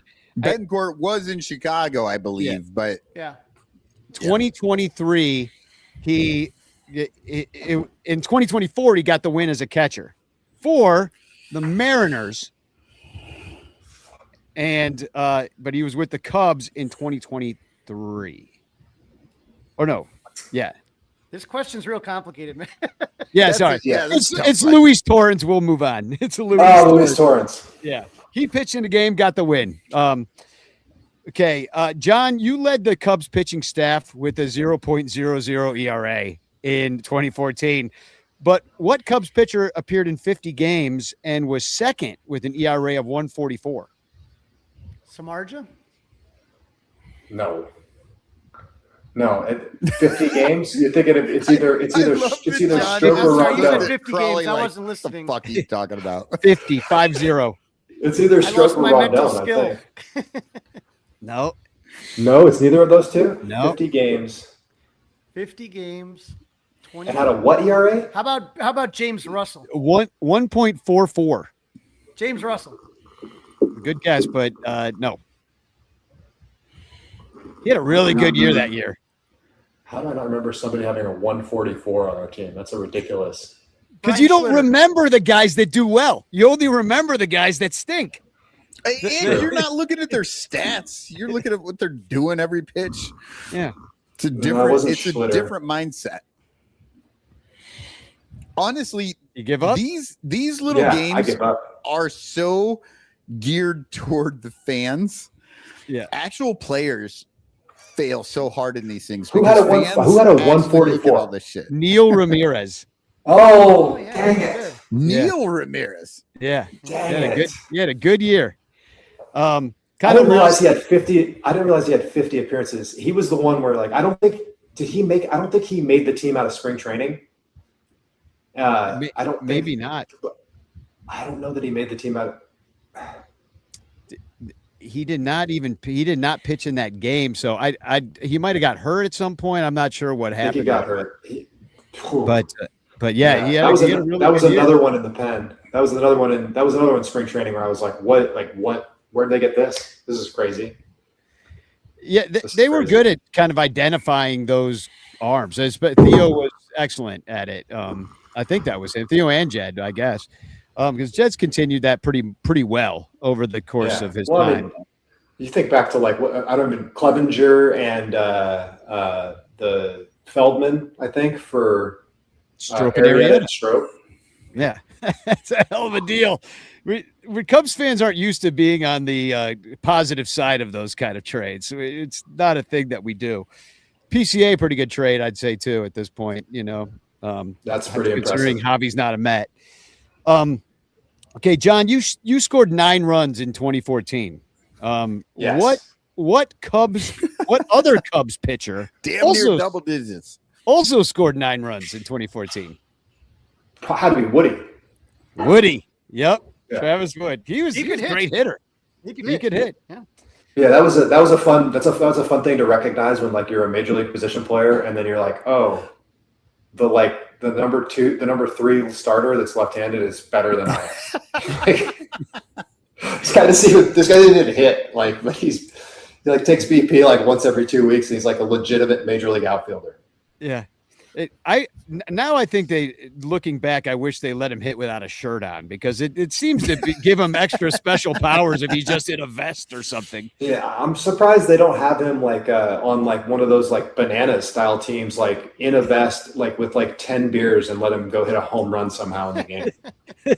I just saw the Bananas at Wrigley. They played, and this fun show. David Ross came out. Zobrist came. Did Zobrist play too? Zobrist He rode played. his bike. Yeah, he rode his bike out of the right field gate. It was good times. Yeah. All right, final question. Okay, we all know John Baker and the other John Baker, otherwise known as Dusty Baker, number 12. You were also number 12, which there's, I think, a pretty good story with that. But can you name any other Bakers that played for the Cubs? There are 4 of them. My cousin, was not my cousin, but Jeff Baker definitely played for the Cubs. Jeff Baker. Yeah, and he also was a Marlin at some point as well. That's Jeff Baker. There's a guy that played with Ernie Banks. I'll give that as a hint. Gene Baker. Gene Baker. Yep. Wow. Yeah. From Davenport. And there's another guy that's probably you won't get. But there's a guy named Tom Baker who pitched only 18 innings in 1963. No one's getting that. But there's one other guy that I think Crawley might get. Because Mike Presnowski got it last night when I was trying these questions out at Nisei Lounge. Praz got it. There's one more. Scott Baker. Scott Baker, yeah. What year was that? I don't know, but it was like mid 2000s, maybe. Yeah. The Bullet. He was renowned for somehow winning all the card games in the minor leagues because he always pulled aces. Yeah, he was a They pitcher. called him the Bullet. Yeah. Played Scott Baker. until 2015. He was in Minnesota, 1 year on the Cubs in 2013. So right before you, and then he went to Texas and finished up with the Dodgers. Scott Baker. So you guys did pretty well. I mean, together. It wasn't really a competition. But I had no prize anyway, so it didn't matter. I told you you'd win, Crawley. You know, I have a quick question here, actually, for Will, because Will's been sitting here hanging out, watching all this for quite a while. What would be the equivalent in the opera or the orchestra or whatever? Like, because you're a professional. I mean, you're a professional artist. I tend to think of baseball players as artists, like a dancer or, you know, something like that. Like their bodies, that's what they're doing their art with. You're an artist. What would be sort of this, I don't know, kind of equivalent of, it's like an odd point where you have to just jump in and do something for the orchestra or the opera or whatever you're working with that you would imagine? It's pretty rare to get like thrown into something last minute. I guess you could maybe if somebody, you know, got sick and you had to change parts. You know, most of the time what we do in the opera or the symphony is we're playing, you know, masterworks or either some new stuff but it could be things from written hundreds of years ago. And you have your music beforehand and you can prepare. And so it's, for the most part, it's like you're learning stuff and you show up to the first rehearsal prepared. You're doing all the same things. I do actually, you do sometimes get called if somebody gets sick. Like the first time I ever played with Chicago Symphony was like a little over a year ago.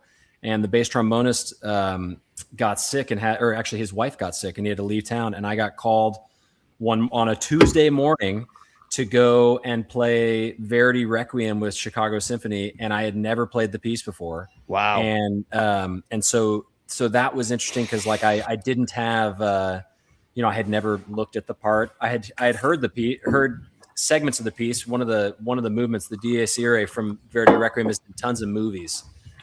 You'd all recognize it in 2 seconds. Yeah. Exactly. Yeah. And so I was familiar with some of it, but that's like, you know, 2 minutes out of like an hour plus long piece. So I I did my best to listen to recordings and get a hold of a part to look at, the notes and stuff, and got down there early to run through a few spots. But you're still, like we said earlier, you're still like sitting there, and you have to adjust to what's happening and in the moment.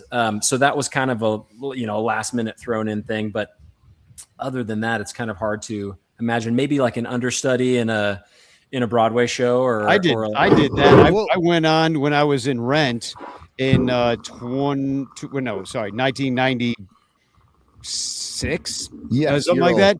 There was 15 characters in the show, and we were just decimated with the flu. The whole cast was down. People had no voices and everything. So they made me go up and play 2 different tracks.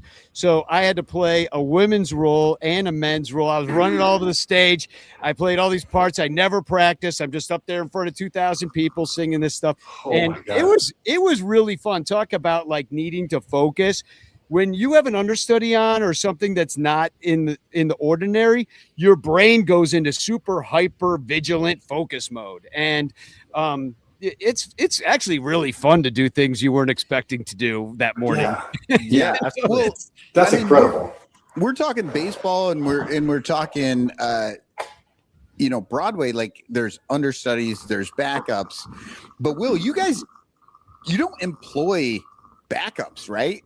No, we do have like literally they go through a phone book and they're like, oh shit, we got to call a bass trombonist. We got a sub list. Somebody answers. Yeah, exactly, for sure. Yeah, we've got a sub list, or you're on a sub list, and they, the personnel manager makes a call. So like if somebody's sick that morning, you try to let them know as early as you can so they can try to get somebody in the chair.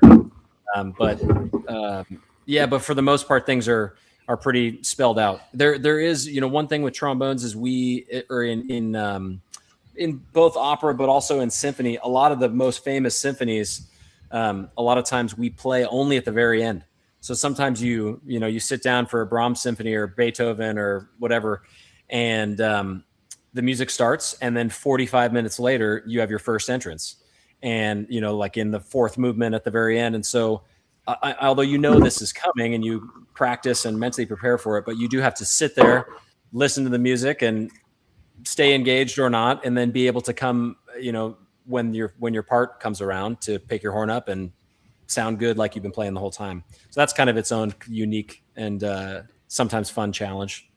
And when Matt they Cameron call, writes how down hard do you about the- negotiate that price? How do you negotiate? Thankfully, you get paid by the service and not by the note, or sometimes maybe by the week and not by the note. Otherwise, we'd be making very little, and the violins would get all the money. Because I heard John was trying to like raise his rate when he was sitting there in the dugout in his 15th. Yeah. Yeah, right. Negotiating with Brandon.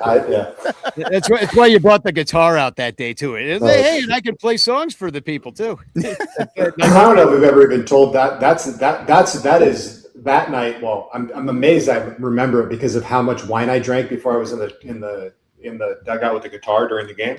But it's a rain delay, right?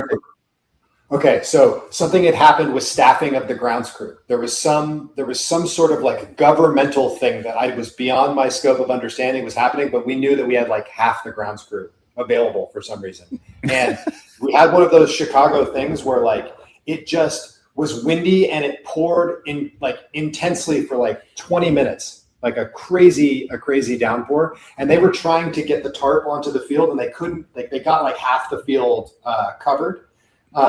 And then for some reason, they peeled the tarp back off because it stopped raining. And then they just ran out before getting the water off. And they put like diamond dry, which is like, like you put it on water and it immediately kind of turns into dirt. They put, those are like 70-pound bags. So they put like 7,000 pounds of diamond dry on the infield. And it basically just made a crust on top of a swamp. And so we were back in the locker room and guys were like, we're playing. And I was sitting there on the, as like trying to be the voice of reason. And I was just like, like most of the time I would say, hey, yeah, we got to get ready to play. But I'm like, guys, there's just no chance. Like, there's no chance. There's no chance we're playing. And so then we went back out and we looked. And I remember Bruce Bochy was the manager of the Giants. We were playing them. He came over and he walked over to third base and it was like a cartoon. Like he's he put his foot in and it was like up to his knee on the ground. I'm like, this game's getting banged. No, it's not. And they were like, prove it. And so, yeah, we basically like shotgunned a bottle of wine. Yeah. And then they gave it. Yeah, there's maybe 3 sheets there. And then I took my guitar because I would play the guitar in the,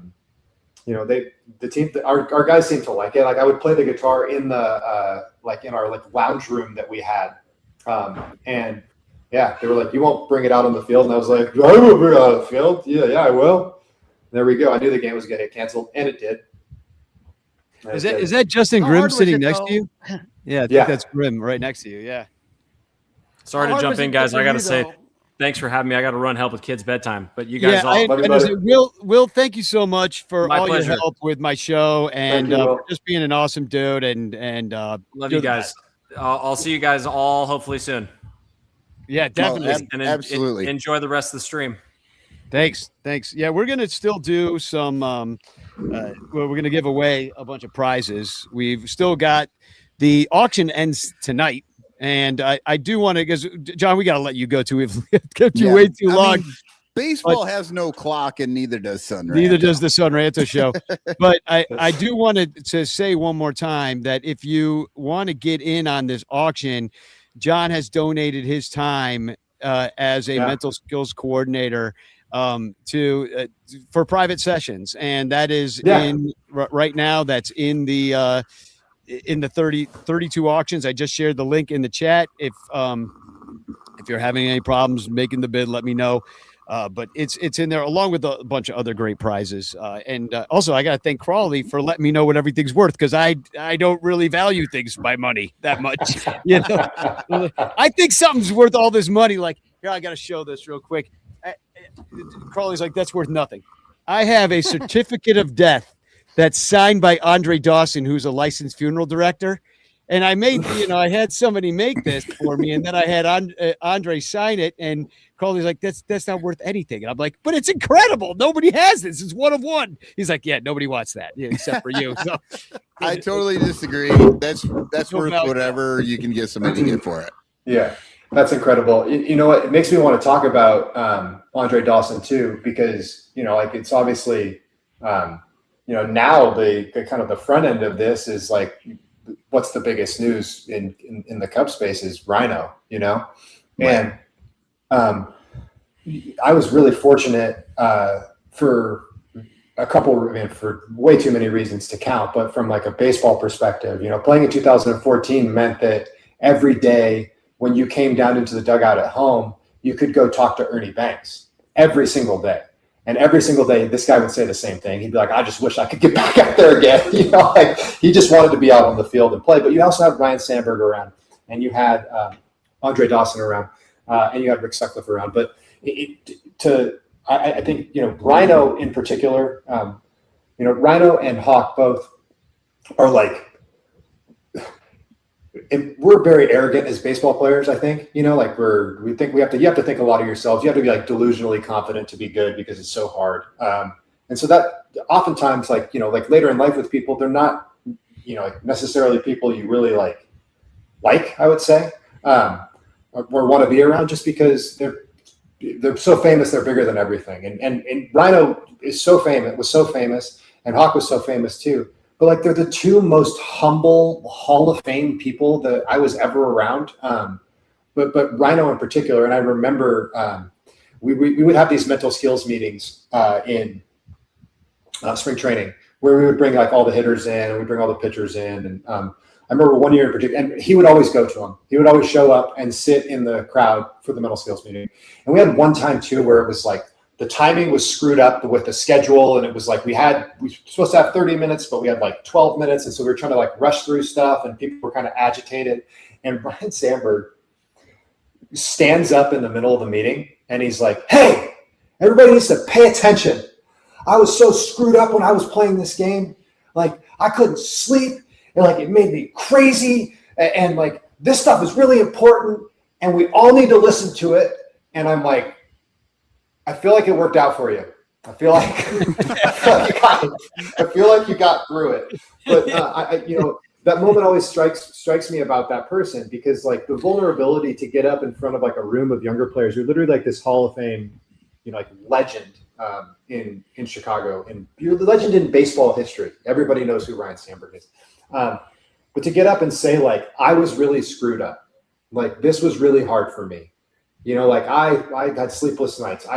It was really powerful. I thought it set like just an incredible example. And then, I got to spend time with Andre Dawson when I was playing with the Marlins as well, because he was a special assistant there. And again, it's another person who like nothing, when you talk to him, like when you sat down and he would like offer you advice or something, it was actually about you. It wasn't a reason to tell a story about himself, which I think we would kind of see a lot. It was literally like about you. It was about you, and then he would tell you about, Hog's Head cheese at his restaurant in Tampa, or, or he'd tell you a story. One of my favorite Andre Dawson stories is him telling me the story about taking his chain off when he was on the Red Sox. They had like a beanball war. They were throwing back and forth, and Girardi was catching for the Yankees at the time.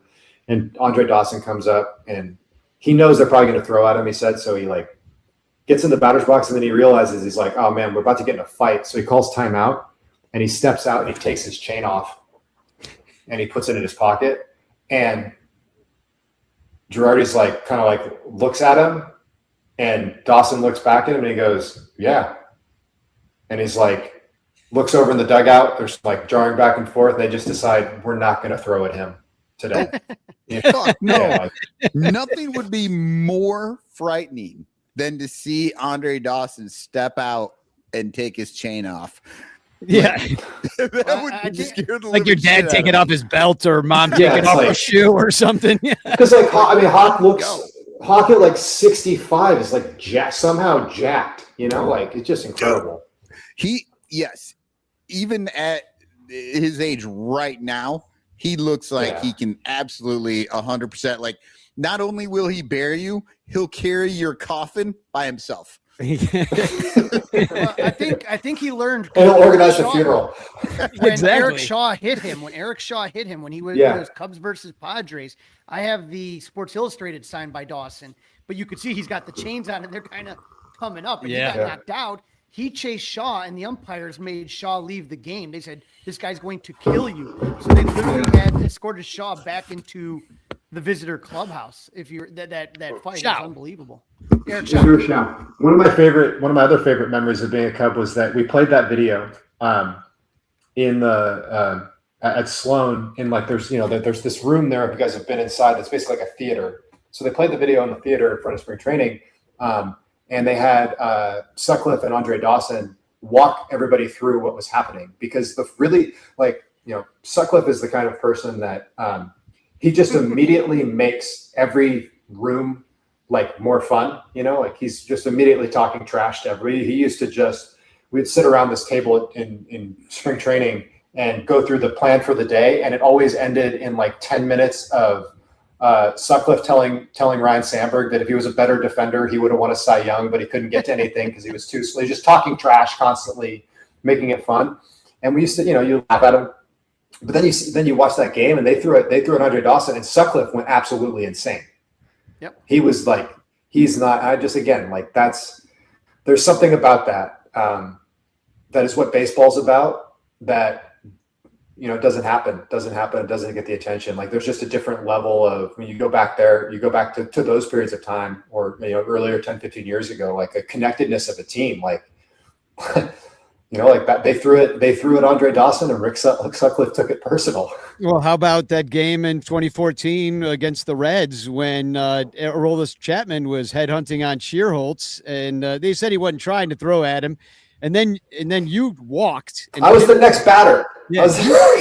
I actually have video of you pimping that walk. I got to play that real quick. It's only 13 seconds long. It's hilarious.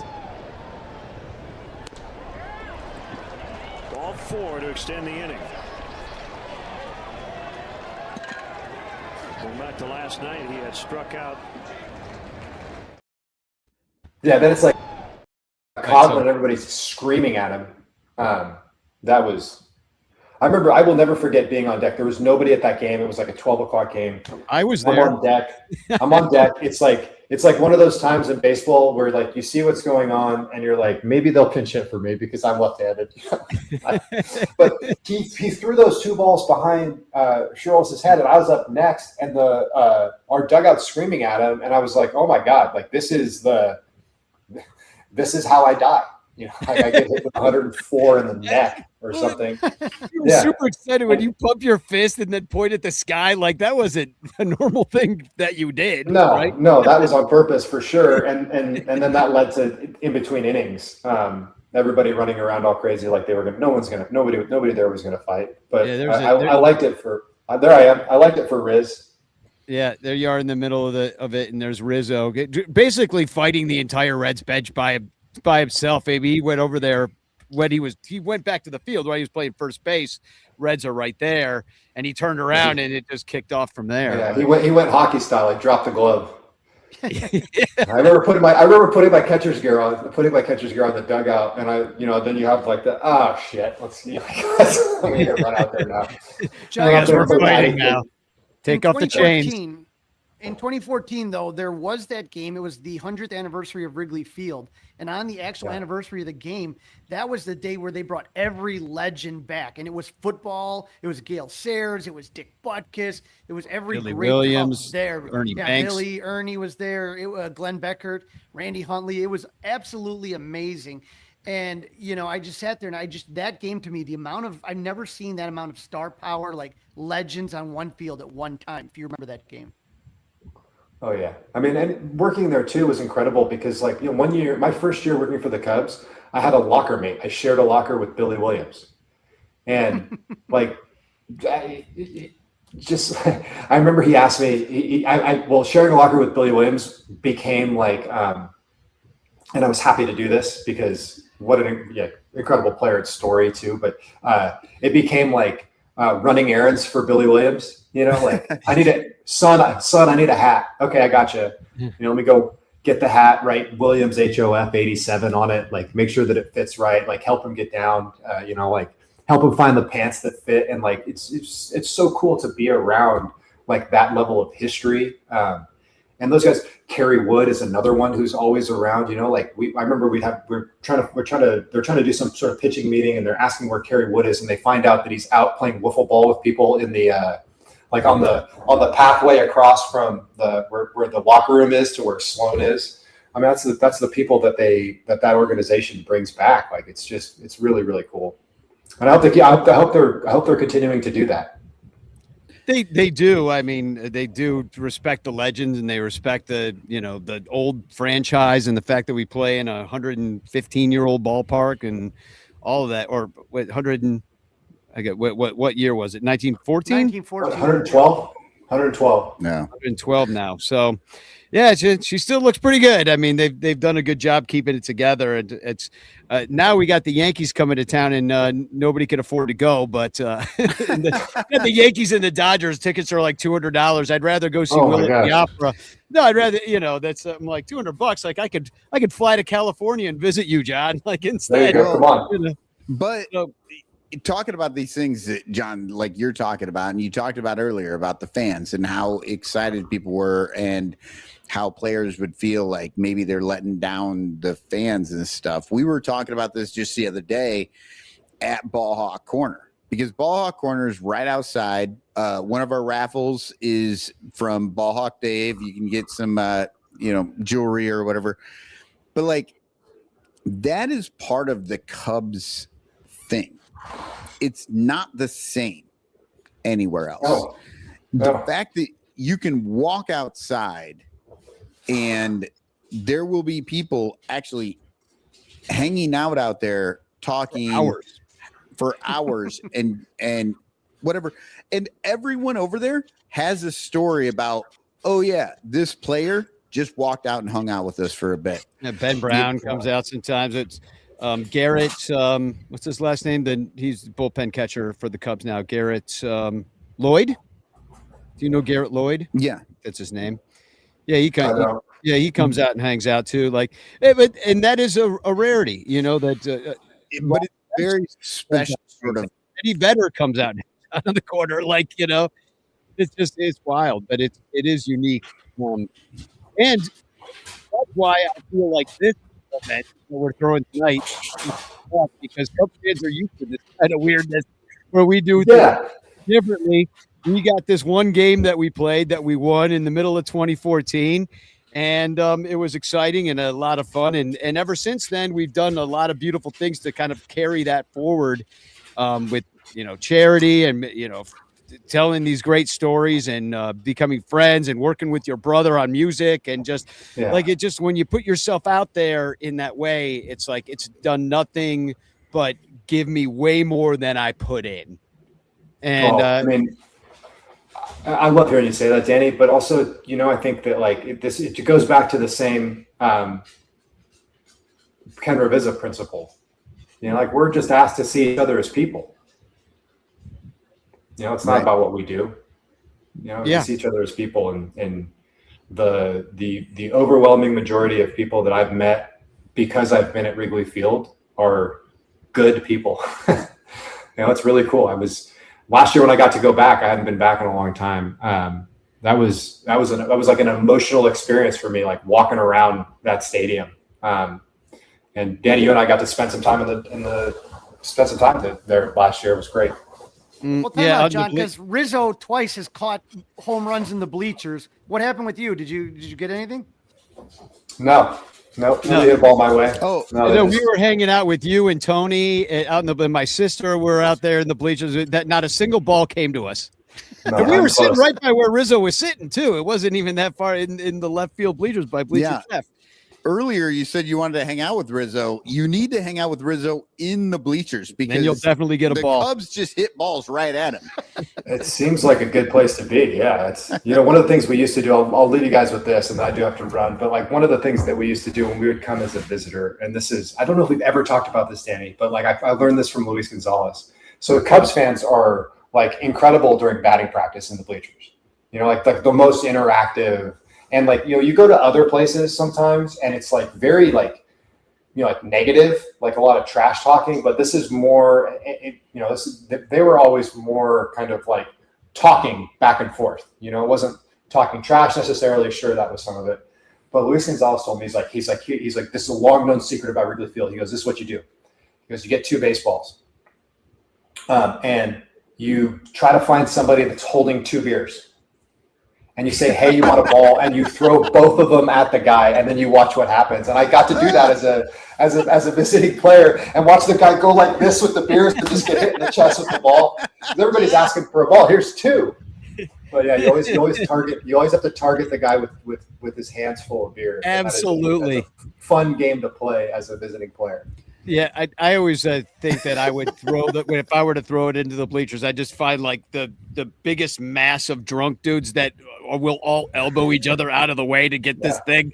That I would throw it right in the middle of them just to see them all fight. Wait, I agree. Now I know why Luis Gonzalez kept throwing balls at me. I could never figure it out until now. Well, we've got a bunch of stuff to give away, but we'll let you go for now. John, thank you so much for your time and for just, when I approached you with this idea back in 2016, you were always game.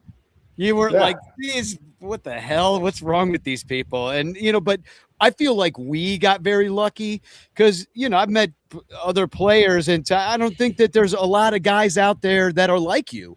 I mean, you are unique in and of yourself just because not only are you an athlete, but you're a philosopher and you're just interesting to talk about. I've talked to a lot of sports guys that's all they can really talk about is sports. It's kind of, they live, sleep, and breathe it, but you're not like that. And you just come at things from such a different angle, and it's just such a breath of fresh air. And just thank you for being a part of it all these years and for helping us raise the money that we've been raising tonight. I do want to mention that we did have a bunch of donations. There's now looks like $250 in the GoFundMe. That's in addition to the $300 that I already had in the kitty that was Venmoed to me. Plus we got, I got to enter them into the raffle, but we've had some of those tickets come in as well. So thank you so much for doing that to help us out. And I hope to see you at opening night of the game. Maybe I can I'll even be there, get yeah. your brother to come play in it. I can't pay him I'll with the work on- upper pace him, but you know. I'll work on him too. But yeah, you let me know when that happens. That'll be a good reason to go visit Will and his family too. Hell yeah. Well, thanks, and hi to Megan and the kids, and Thank you. You know, congratulations on the move, and once again, all the best of luck with the new venture with Intentional Performance. It's freaking awesome, and Your dad talking some shit. John's dad Enough, says, Danny. We have to live with this guy. Yeah. Ugh. Well, David, you gave birth to a It couple never ends. custom It sons. never ends. Yeah. It never So, ends. Well, thanks for being here, and I guess we'll Crawley. You probably ought to leave too, but thanks you guys both for being here. I'm gonna play just as we go to commercial. I'm gonna play just a video of John's post game press conference. Actually, I don't have that up. What I do have is a message from Corey Finneran. Who was one of the main John Baker Day messages founders. So, Crawley, thanks for being here. John, thanks for being here. Good. And hey, Danny, I got to say the same things though, man. I'm just, I'm happy. It's great that I got to play in Chicago, but I'm super happy to have met you guys. This is, you're awesome. You do good all the time. You see it the right way, and I just got a ton of respect for you guys. So, thank you for having me. Thank you, brother. Thank you, and we love having you as part of the Ranters, 100%. So, Crawley, thanks for being here too, brother. And Thank you guys. and we'll be back after the word from these sponsors and Corey Finneran. Hey everybody, Corey from IVMV here. When Danny asked me to record this video for John Baker Day, I thought I cannot record a video for Danny without being in a cemetery on a little stroll. So here I am in Hope Cemetery outside of beautiful downtown Galesburg, Illinois. And I just wanted to wish everybody a happy John Baker Day.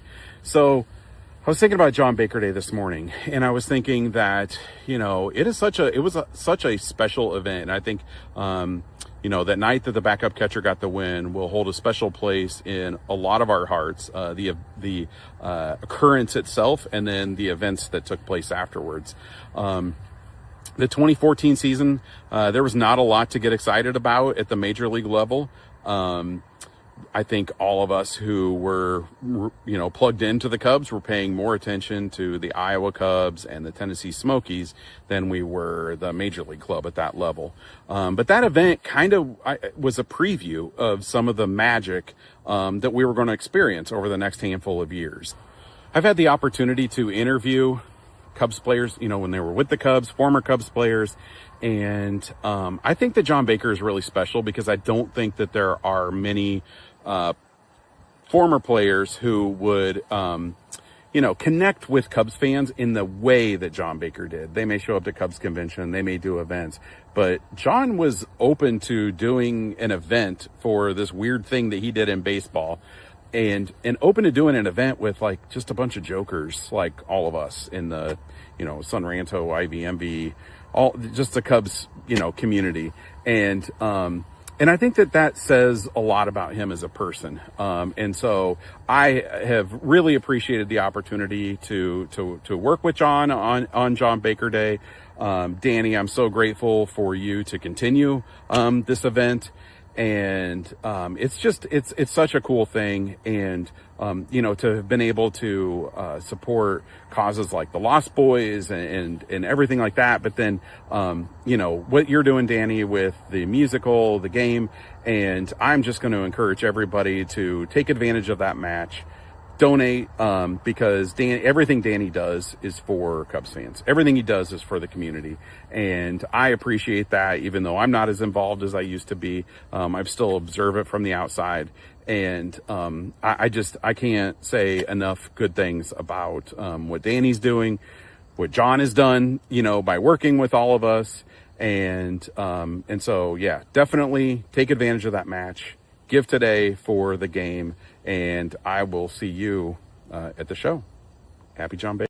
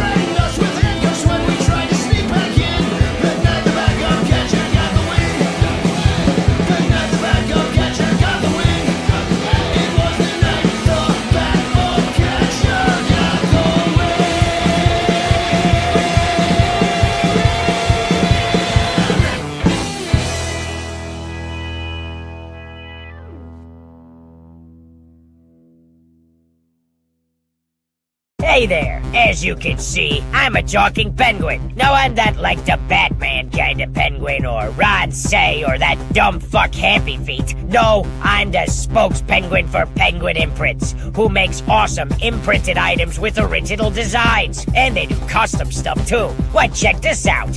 And this. How do you like this, Chicago? And I love this one.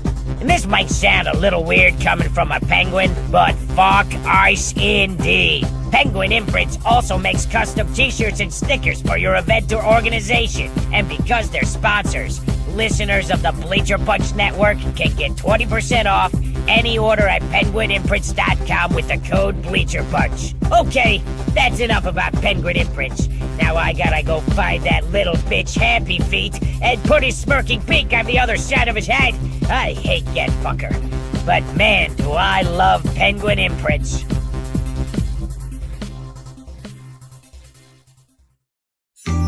Oh, hi.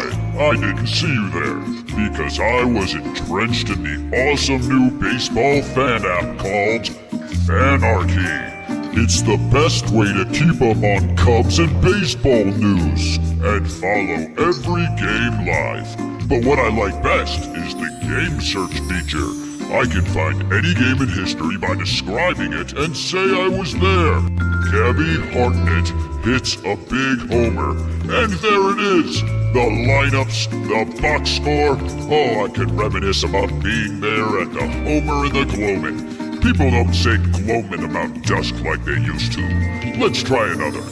Babe Ruth calls his shot and hits a homer at Wrigley Field. And there it is. Charlie freaking Root. What a bum. Anywho, I love Fanarchy. So, I wrote them a song. Get off Facebook, get off X. The Fanarchy app is the best. For all the Cubs baseball news I need, I always use Fanarchy.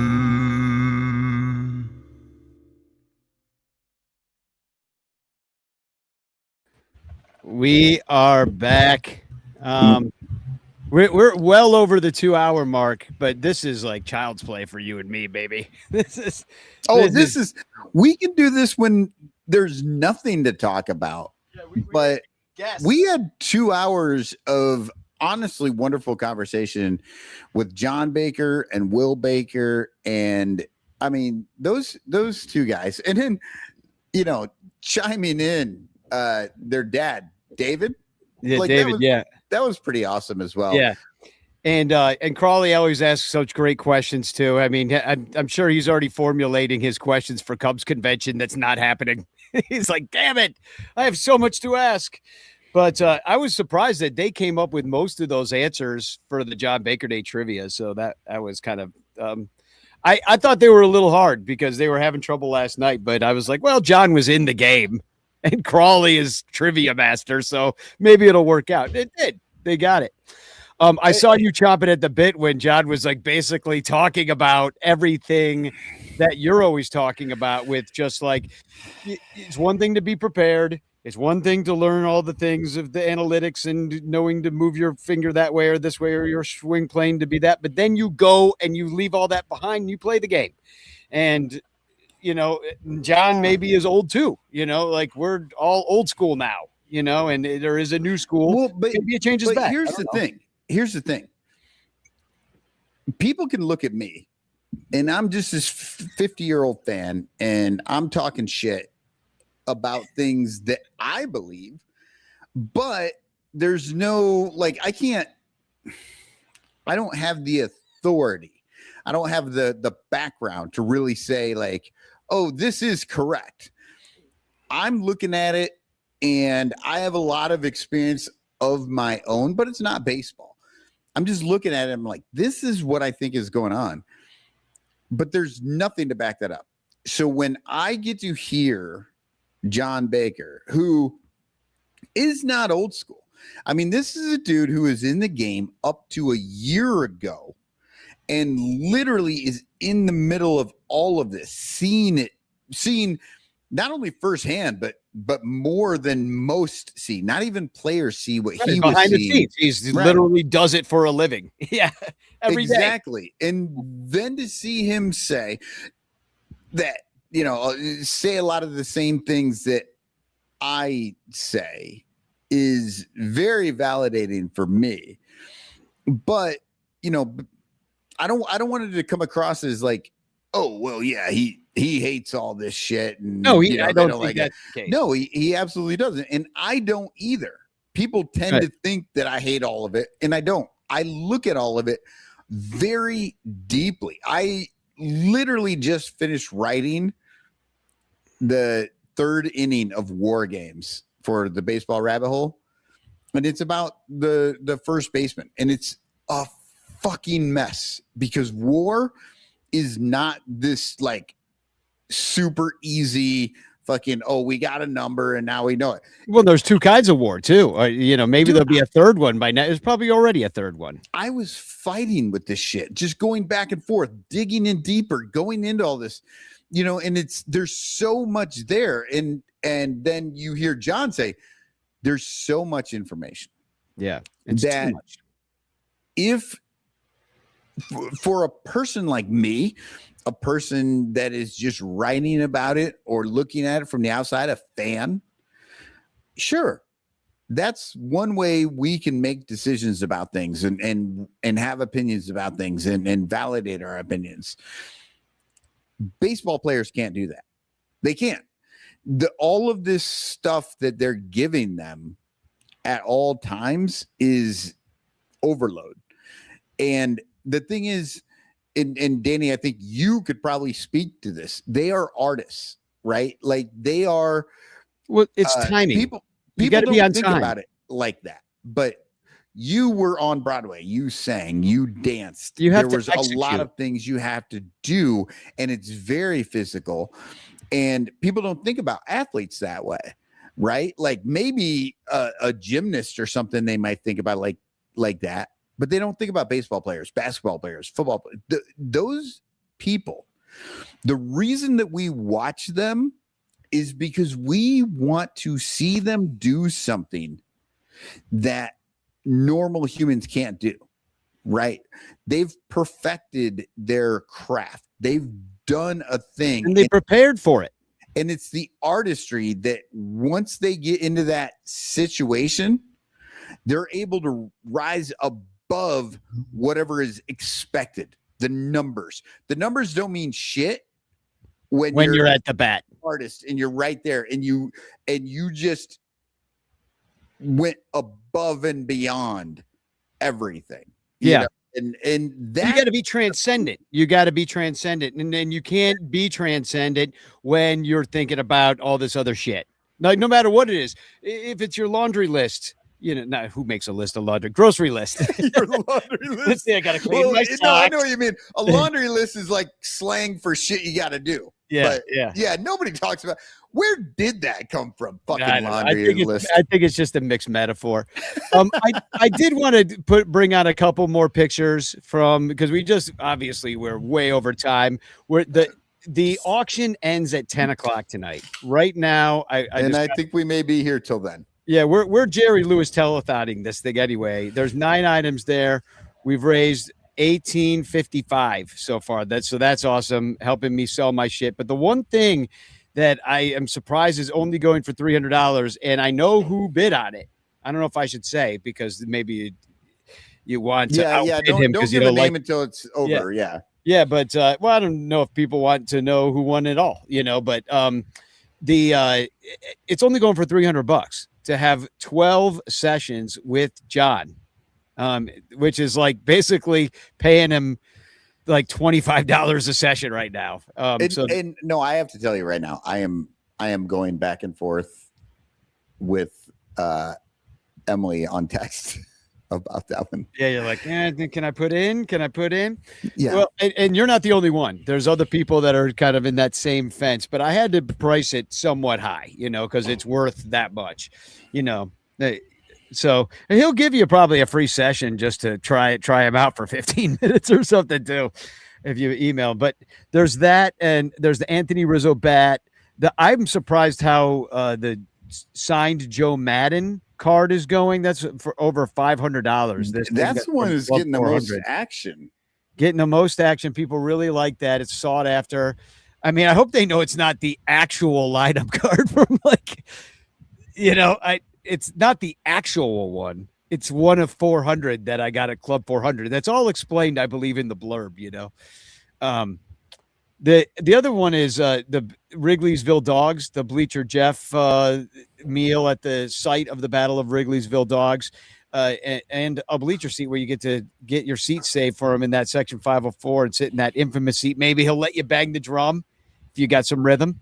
And anyway, that's a fun prize, but it's only going for over $100 right now, which basically is as much as a bleacher ticket and a hot dog meal on a weeknight. So we're not making any dough on that one. So let's get that one up. I think it's at $125 right now. That's nothing. I see the original Matt Kammerer, Javier Baez, is at $250. Nobody's bid on the side Contreras. I'll put that up there. People, I guess they don't like him. Stroke got a bid going for $100, which is about what I paid for it. So that's fair. Here's my issue with all of these is I literally want all of them. And buy them, empty the bank. I don't collect a ton of shit. I consider myself a minimalist. All my shit, I can get rid of in a heartbeat. But my entire collection is basically right here. It's my background. That's it. I've got, outside of these, I have baseballs. I have a few baseballs, and that's it. So I've got 13, 14 baseballs. So you need more stuff. So why don't you bid on all my stuff?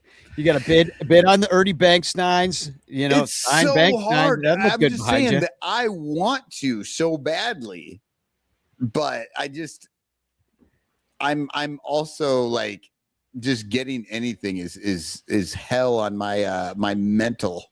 Well, the drunker the drunker you and everybody out there in the chat get tonight, the more I think these bids will get jacked up.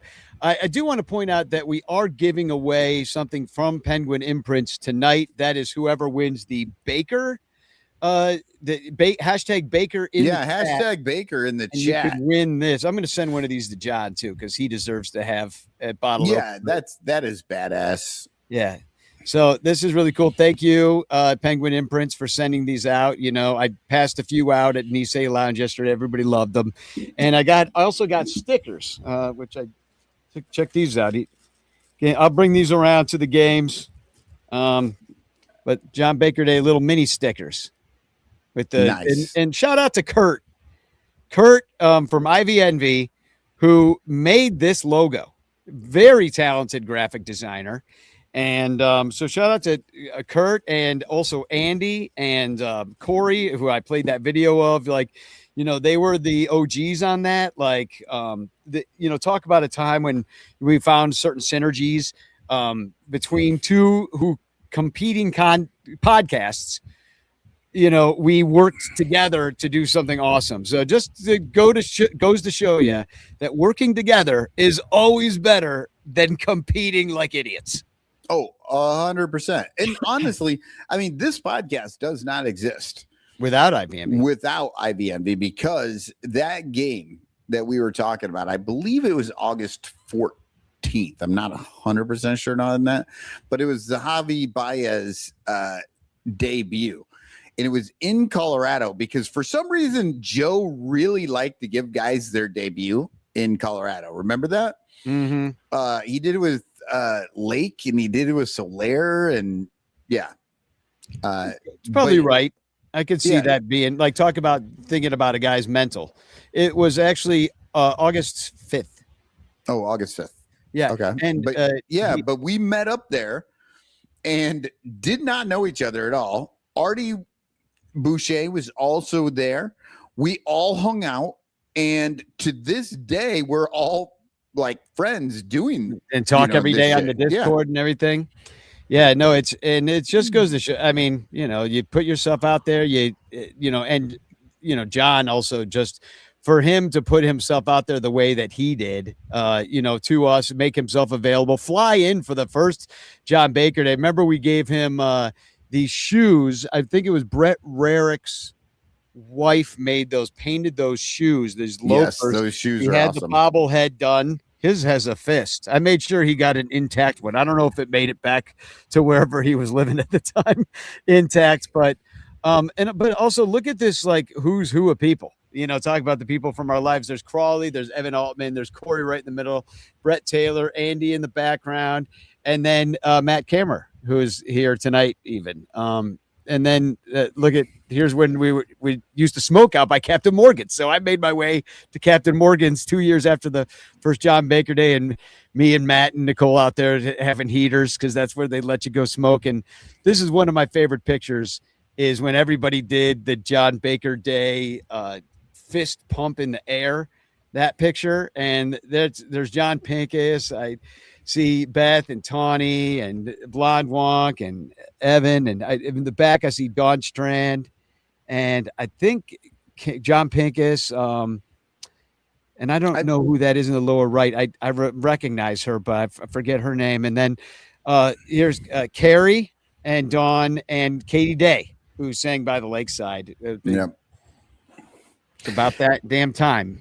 And and it's amazing that it's been 10 years now since all of this happened, and it just happens to coincide with the World Series that we were all so invested in, and still to this day I think we are all so invested in. This picture of me and John at the game and sitting in the bleachers that day, the Cubs had not won the World Series yet.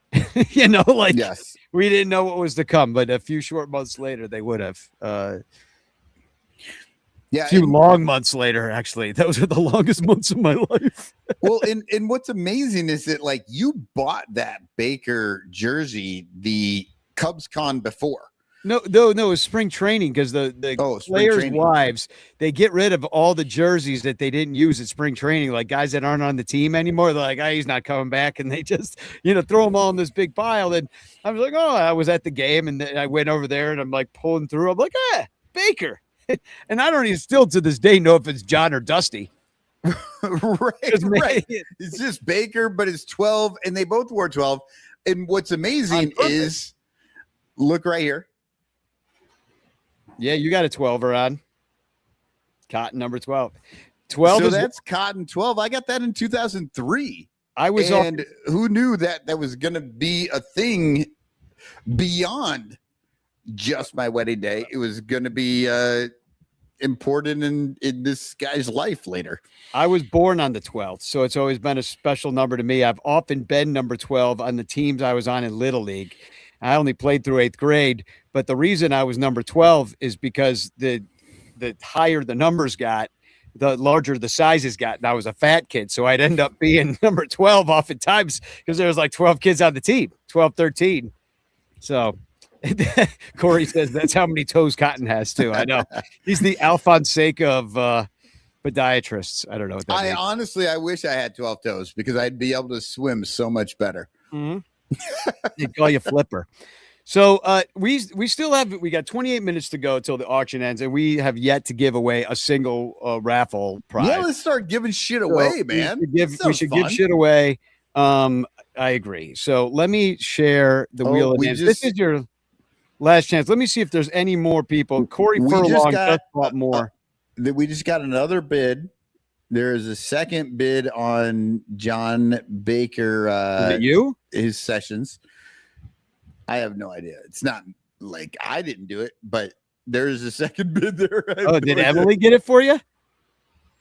Oh, I mean, that might be. There's the Javier Baez went up as well. All right. I don't know. I mean, obviously, I got to refresh my browser, I think. I think people are starting to. Oh, yeah. We're 22:15. All right. Yeah. Well, we're getting down to the end. This is exciting. I should share my screen and keep refreshing it, but let's give away a prize first from the Wheel of Names. So if you haven't gotten into the raffle yet, there are 5 bids on the urn.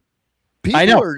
People are up for dying. I kind of feel bad about that because I kind of talked to the first bid. I talked that guy into doing it because he wanted it for his dog, and his dog used to walk around Wrigley's, this little pug, a real cute thing. I think I know this dog, and the dog died. And anyway, I'm sad that he's probably not going to win it unless he just is sitting there drunk, being like, "Oh, my dog needs this." So that earns worth $500. So whoever is getting it for under that is. You're dead. That's the problem. It's just somebody who loved died. Right. So I feel bad for you. I feel you bad can get it signed. And like I said before, you can get that signed by players. And here's the weird thing. When people go to see your urn and remember you, they're all just going to sit there and go, "Oh, that's Andre Dawson, and that's Kerry Wood." And yeah, exactly. You're like, standing around your urn trying to figure out. They're just going to look at who signed your urn. Is that Glendon Rush? So let's give away. Let's see. Nobody else has gotten it. I saw Corey. I got you in there. I'm going to shuffle it real quick because I'll shuffle it 3 times. All right. We're going to get. What should we give away first? Let's give away something good to start it. How about we give away the Dominic Galoro cutting board / tumbler, whatever you want. Like Dominic's like up to $50 worth of stuff. You know, he does all sorts of custom things. So I'll put a couple of pictures. Here's the coaster that he did. Oh, do you have a baseball picture? He sent me one, but I didn't put it in. He texted me yesterday, I think. And Yeah, just out of the blue, he Here. says, "What's your favorite number?" Here. And I'm like, what the fuck? Oh, My yeah, he favorite texted me the same thing. And then he's like, "Or your favorite Cubs player?" I'm like, these are very hard questions for an old man like my ass. Check out this baseball. He made this too. Spagog. Oh, that is fucking with the Cubs awesome. fan on there. Yeah. But he asked me if I wanted a baseball with my jersey, right? And I'm like, "Oh, well, yeah, absolutely. Give me a 12 jersey." And I was like, "But I'm going to be the dick that asks for more after you just offered me one thing. I'm going to be like, can you give me another?" Because Emily has a number 7 jersey. So 7, you got to buy it from him. Our anniversary. And so I asked him to make one for her as well. And you got to buy it. Yeah, no, I was just being a dick. Well, maybe you'll win. Maybe you'll win. Maybe you'll win this right now. Oh, you almost won. The winner is of the Dominic Galoro Prize, Corey Furlong. Corey Furlong, congratulations. Okay, I'm going to bet Corey Furlong goes Iowa Hawkeyes. He gets like the Tiger Hawk or the, maybe Kinnick Stadium on some coasters or something. Like, Corey is a big Hawkeye fan. So I've got it. He loves the Cubs too, obviously, but big Hawkeye fan as well. I'm going to make a note of who won that real quick. So that's Corey F. Congratulations, Corey. Money well spent. All right, let's pick another one. We have the last one. Corey says he already bought Iowa from. So see, I was right. When Corey ordered stuff from Dominic, he ordered Iowa. The Iowa stuff. So now he can get the Cubs stuff. So how about the next thing we give is from another donation, and that is the Patrick Wisdom ball and the Matt Kammerer art donated by Crawley to the cause. I think I got a picture of the artwork here. Check that out. Really nice. Yeah, no, that's actually some really nice stuff. That came from a Club 400 visit, right? Yeah, I think so. Yeah.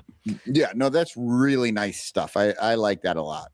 So let's pick a winner of the Wisdom package. Let's call it the Wisdom package. And the winner is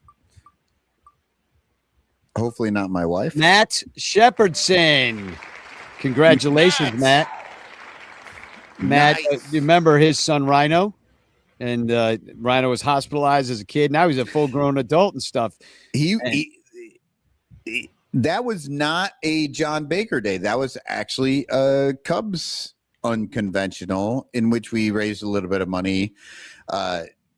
Not nearly enough, but we tried to help to get some of his medical bills paid. But yeah. And let's see. I'm looking in the chat here, and Sauna Hotspot hey, what's going on? It says, oh, I see it in Venmo. Yeah, if you want to still get in there, we still have a bunch more prizes to give away. Those are just the first two. We're still giving away this bottle. This is the grand prize.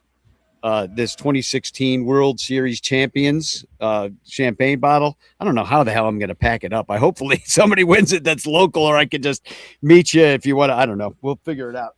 We'll I think there are laws against shipping alcohol across state lines. Well, maybe I'll have to drive it there. You can. So anyway, it's you can Venmo me Danny Rockett at Danny-Rockett. It's $5 a chance.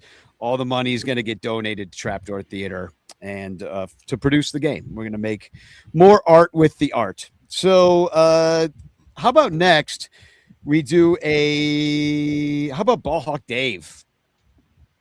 Oh yeah, you know what? I kind of want this one. I'm in the thing. I spent my $20, got my 5 spots. Okay, hold on. We just got one in. Todd came in. Hold on. All right, I gotta give Todd 10 spots here. Okay, while you're adding Todd here, I gotta back up way back. Let me see if I can find this.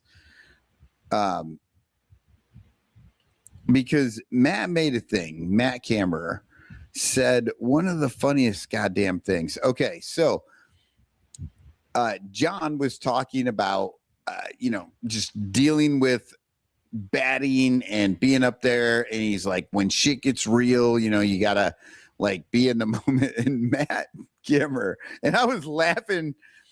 I was struggling to not just laugh out loud while this is going on because nobody knew what was happening. But he wrote, when my shit gets real nasty, I'm also trying to figure out what to do in real time. Like, where's the toilet paper?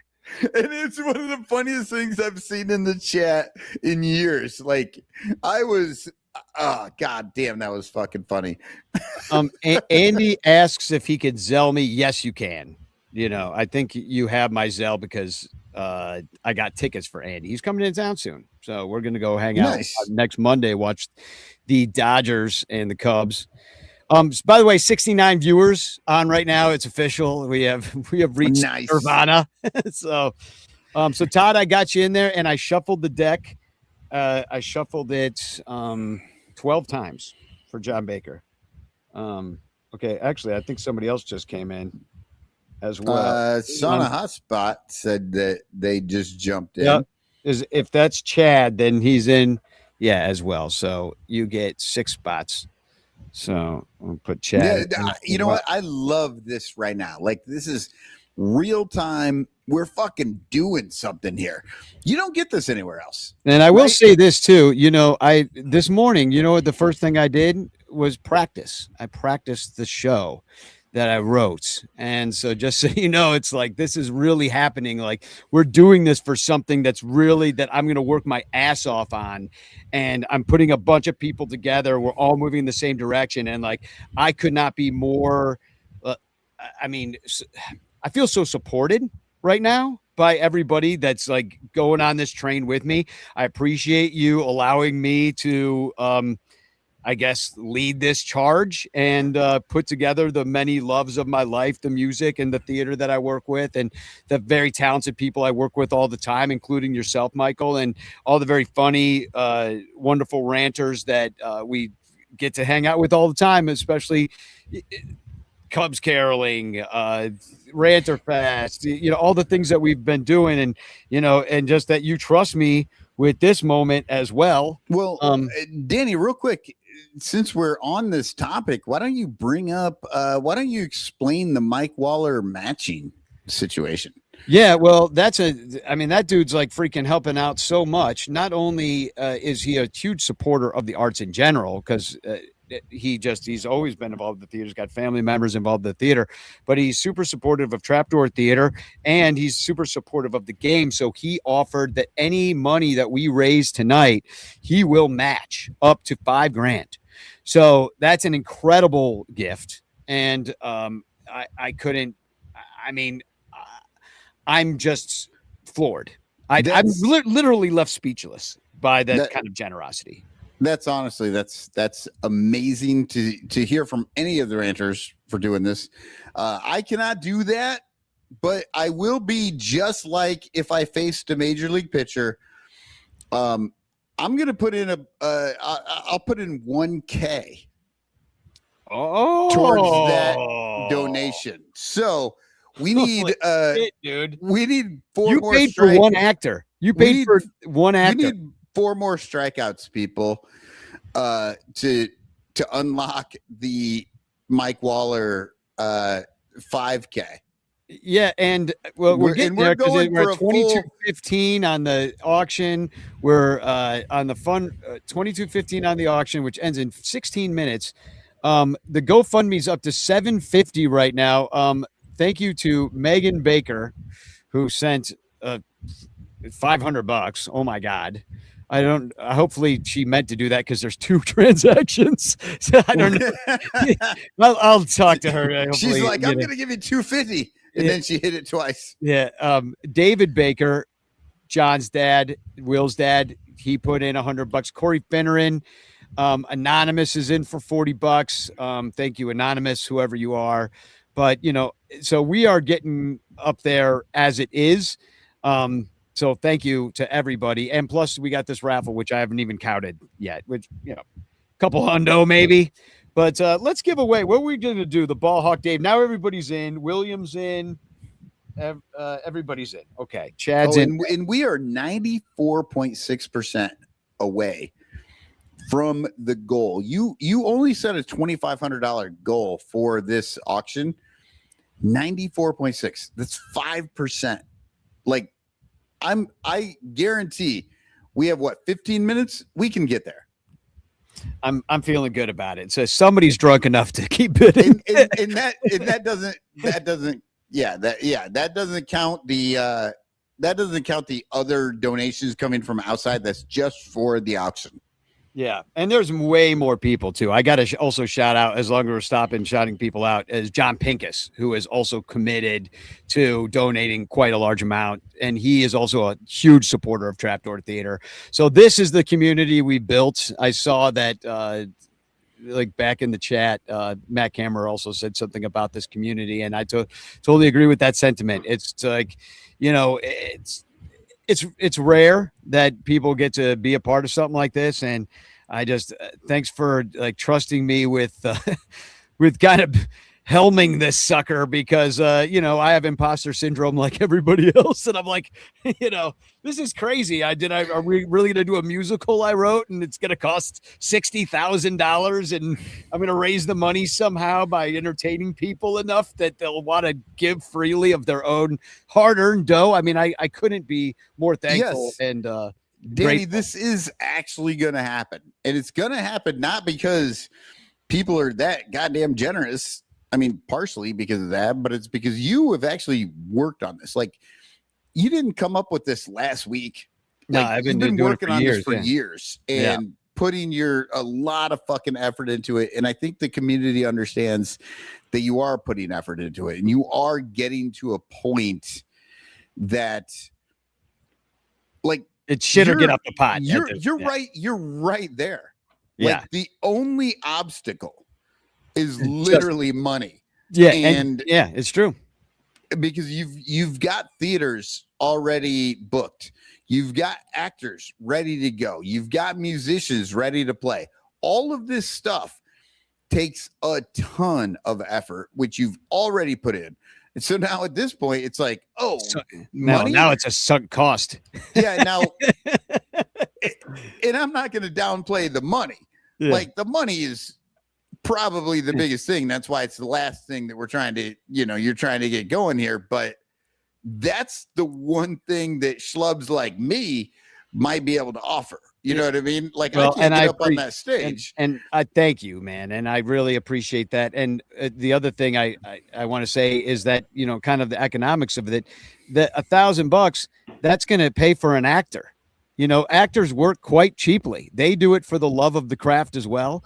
And, frankly, if we were doing this in New York City and or in LA, like it would cost $600,000 and not 60. And then I'm having different kind of meetings instead of just throwing John Baker days and stuff, Here's the thing, Danny. I want you to, promise me one thing. Do not tell me which actor I paid for, because that'll get creepy. I will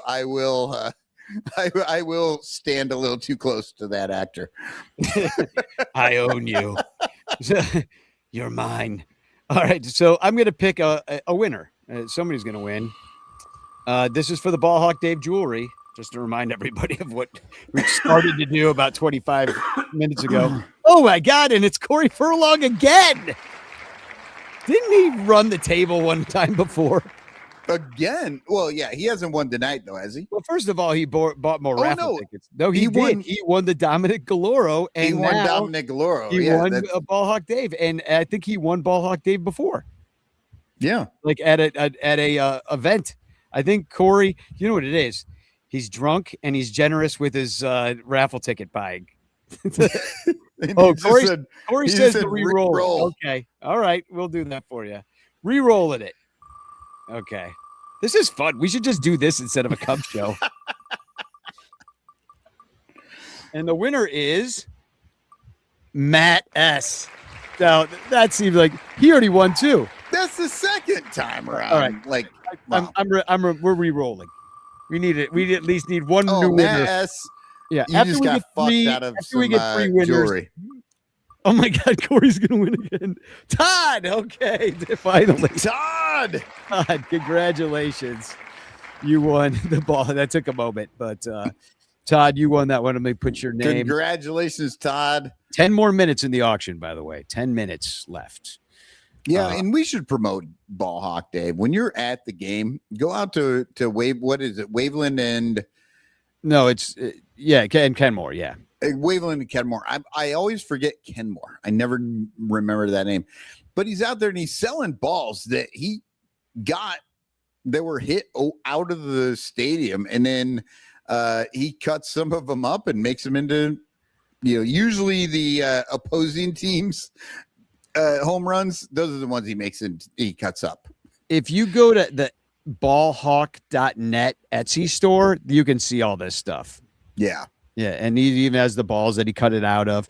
He gave my niece Kiara a World Series ball that it's really cool. A necklace with the World Series ball. It's really cool because it has multicolored stitches on it. Mm. Yeah, it's just different than other balls. Of course, she picked the coolest one. Yeah, absolutely. I was like, don't be an asshole. Don't take the good one. Because he was like, oh, it's your birthday? You pick one, little lady. And then next thing you know, she's picking the best one. I was like, don't take the best one. I am a little bummed. So back in the day, they had American League balls and National League balls. And the American League balls actually had red and blue stitches. Yeah. The National League balls just had red stitches. And after a while, they just switched it all to the same thing. But, man, I think the last ones were in the 80s. It was red and blue. Yeah. And I had one of those when I was a kid. I had no idea what I had. I just played with it. But now I'm like, God, I wish I had one of those like red and blue stitch balls. Those are awesome. So let's give a couple of gift certificates away. One is from Penguin Imprints, our sponsor, for $50. And remember, hashtag Baker in the chat, and you can win this Baker key or a card bottle opener. Oh, and if you want to be real ballers, you take that $50 and you go to the affiliates link at Penguin and you buy a KICI, which is the radio station that I volunteer for, because they have graciously given us their ability to make t-shirts and tumblers and stuff. So you could totally get a radio station that I volunteer for. as your Penguin imprint shirt. That's a deep podcast fan cut. That's right there. really deep. So, all right, if I see you wearing that anywhere in the world, I'll buy you a beer. So that's not a bad deal, actually. Because now does this count for multiple beers or just like the one time you see it? Because otherwise I just like wear it every time I hang out with you. I'll buy you a beer every time I see you. One per visit. One per visit. Yeah. That could really start amortizing after some time. Oh, wait. But not in Wrigley Field. That shit's expensive. Yeah. Regular beers at regular bars. All right, let's pick the Penguin Imprints gift certificate champion of the world. Let's see who that's going to be. It is Wendy. Everyone knows it's Wendy. Wendy. Dun, dun, dun, dun. Congratulations, Wendy. I'm going to write your name down in the book of winners. You can go buy, there are a ton of really cool t-shirts out there. And KICI is just one of them.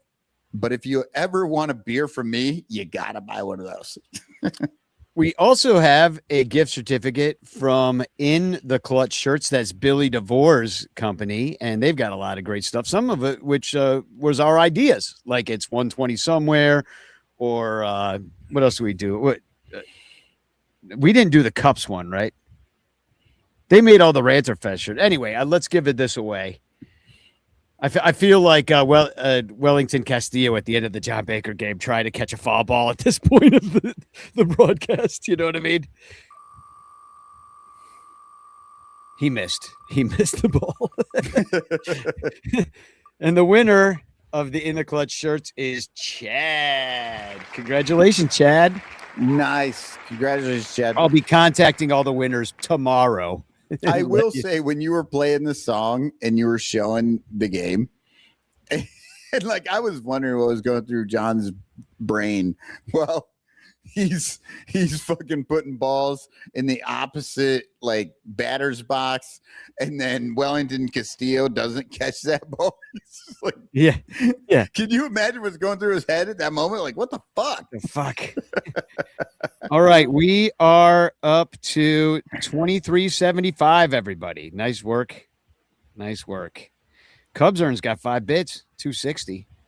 All right, we have only 4 minutes, and I think it like extends time if like there's bids in the last minute or something like that. So, why don't we, I'll share my screen for that eventually, but I think I only have. Well, I have a couple more things I can give away, but why don't the Matt Kammerer original Javi Baez is now up to 310. Nice. I really love that. Like I say, I really love that one. I love this. Like, if I could just fucking buy all of it, like if I could just like start, it would be the Javi Baez, the Pedro Strop, and the Wilson Contreras. I already own the Wilson Contreras. Well, the Strop one's not going for that much, but it's a print. Yeah, right. But Strop, I fucking love. I still to this day have a left tilt to my hat because of Strop. Yeah. Oh no, and he was part of that 2014 team too. Like, you know, they were already building it, and we could kind of see that they had some guys. All right, well, why don't we just give, because it's almost close to the auction, and when the auction, I'm going to share my screen eventually. I don't want to miss it, so I'm just going to give away the grand prize right now. This is the moment that we've all been waiting for. So if you want to, what are you talking about? No, we have to give away the other things. What are the other things? What are you talking about? Is there anything else? No. Everyone wants to know who's going to Wrigley Field Dogs with Bleacher Jeff. No, that's the auction. This is the raffle. The auction. Raffle. Yeah. My bad. Yeah. So that's what we'll get to. That we'll get to the auction. That's what I'm trying to get to, and because it ends in 2 minutes. So that seems like a raffle. No, that's an auction, baby. You know, that's an auction. So we're going to give away the grand prize from the raffle right now. Let me make sure I'm not missing anything in the clutch. No, that's everything except for the grand prize, which this thing's worth actually well over $100. So, let's give it away. Let's give it away. I've been saving this for this moment, really. So, yeah. Here we go. I'm going to shuffle it 12 times. 2, 3, 4, 5, 6, 7, 8, 9, 10, 11, 12. Please be somebody local. Let's go. Oh my God. Please don't be me. Who's this gonna is be? the one thing I don't. Here it goes around, and the winner is Corey Furlong again. The man is on fire. Yes. I don't think he's going to want to respin that one. So, Corey, you can pick up your bottles sometime when you're in Chicago. So congratulations. This is actually a really cool thing. I'll keep it nice for you until I see you. See, and I just said that I didn't want it because I do not like champagne. I like a lot of alcohol. Champagne is not one of them. I'll drink Malort all day. Champagne, 0 days. Yeah, you have to have good champagne, cheap champagne's horrible. So let me now share my screen yet once again with the end of the auction here. And also I got a couple songs I'm going to play at the end of the show. One of them's from the game. It's the demo. Corey says, hold on to that until I'm in town and we could pop it at Ball Hawk Corner. Yeah, I've been saving it. Yeah, how about we pop it when the Cubs win the World Series again? Oh my God. That has to be a video. Yeah. That's going to be a TikTok phenom. Yeah. Okay, we're up to 2405. I'm going to keep refreshing my screen. You can see this, right? Yes. All right, cool. So John Baker's up to 400. Rizzo signed Bats up to 300. Bleacher Jeff's Wrigleyville Dogs 135. We're at 96.8%, people. Yeah, we're so close. And by the way, you can also just right now. So my screen says 2420. Oh, all right. Okay, yeah, 2420. I like that number. Yeah, it's a 420. We're only $80 away. Oh, the Javi was sold somehow. Oh, because if you spend they didn't buy it. They didn't buy it though. Everything's sold. Everything's done. It's over. Oh, it's over. It's over. Oh, it's 10 o'clock. It's over. It's over. The 3 hours just doesn't. You know what? Do we need a pitch clock? No, we don't, because 3 hours is the correct amount of time for this shit. Yeah, for this show, the Jerry Lewis Telethon Son Ranto show of John Baker Day. But that was a really good time. And, I just appreciate everybody's help in getting this together. We're a year out. Like, I'm hoping that we open on August 8th. So we're literally about exactly a year away from opening. So this is really going to help us launch.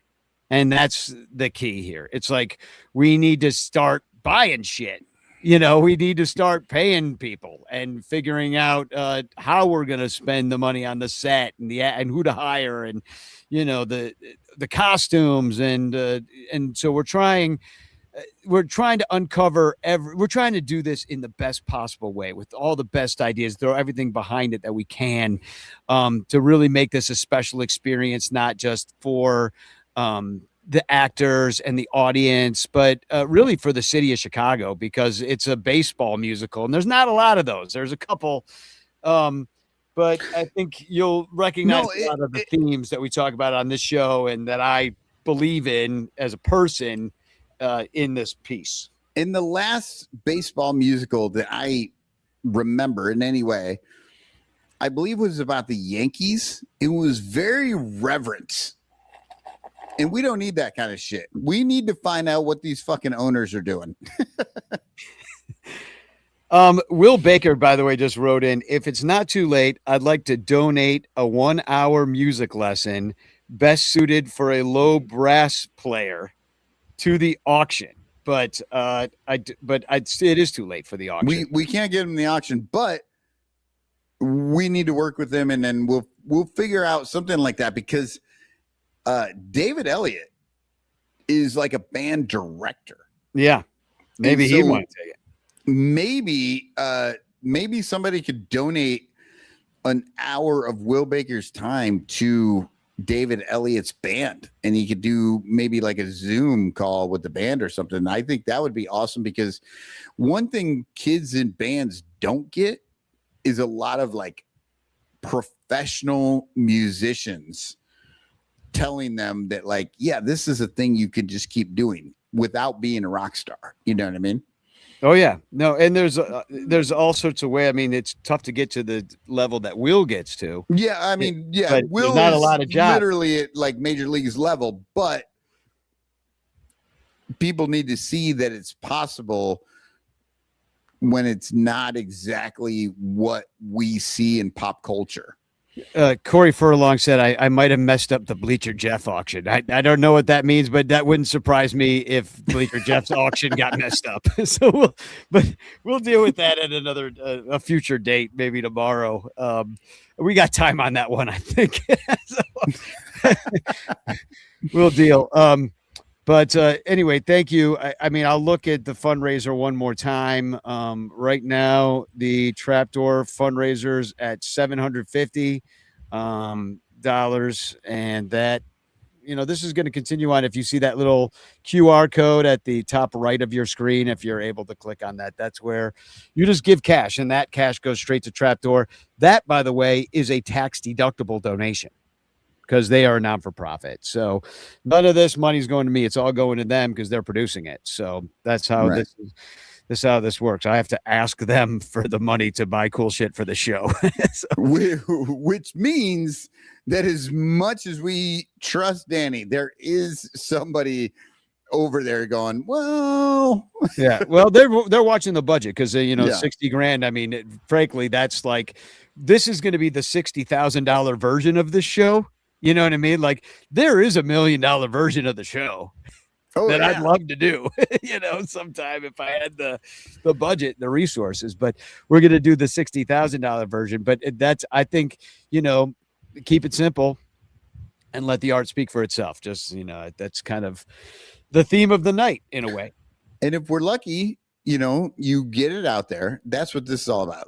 Getting it out into the world so people can see it and enjoy it, which I know they will. I've been part of the read through of whatever the first draft it was, and it was great. And I enjoyed the hell out of it.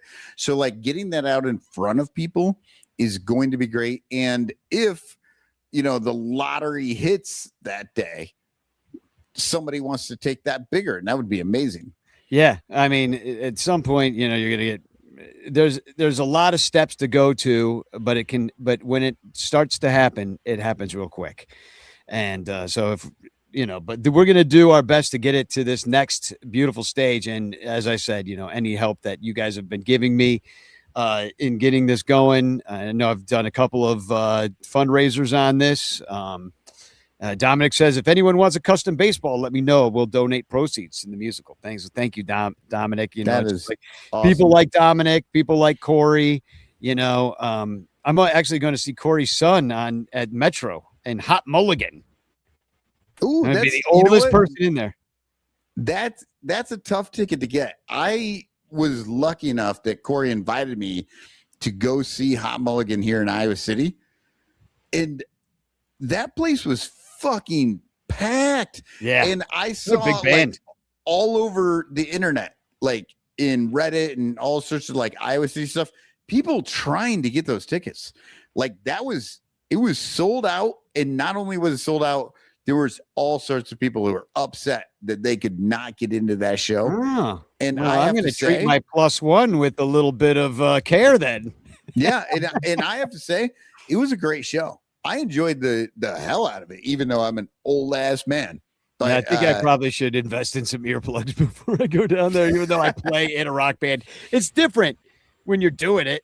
When you're sitting there, you're like, because, I'm sure they're loud as fuck, but that's how it's got to be. Well, I'm old as shit, so I stayed in the back.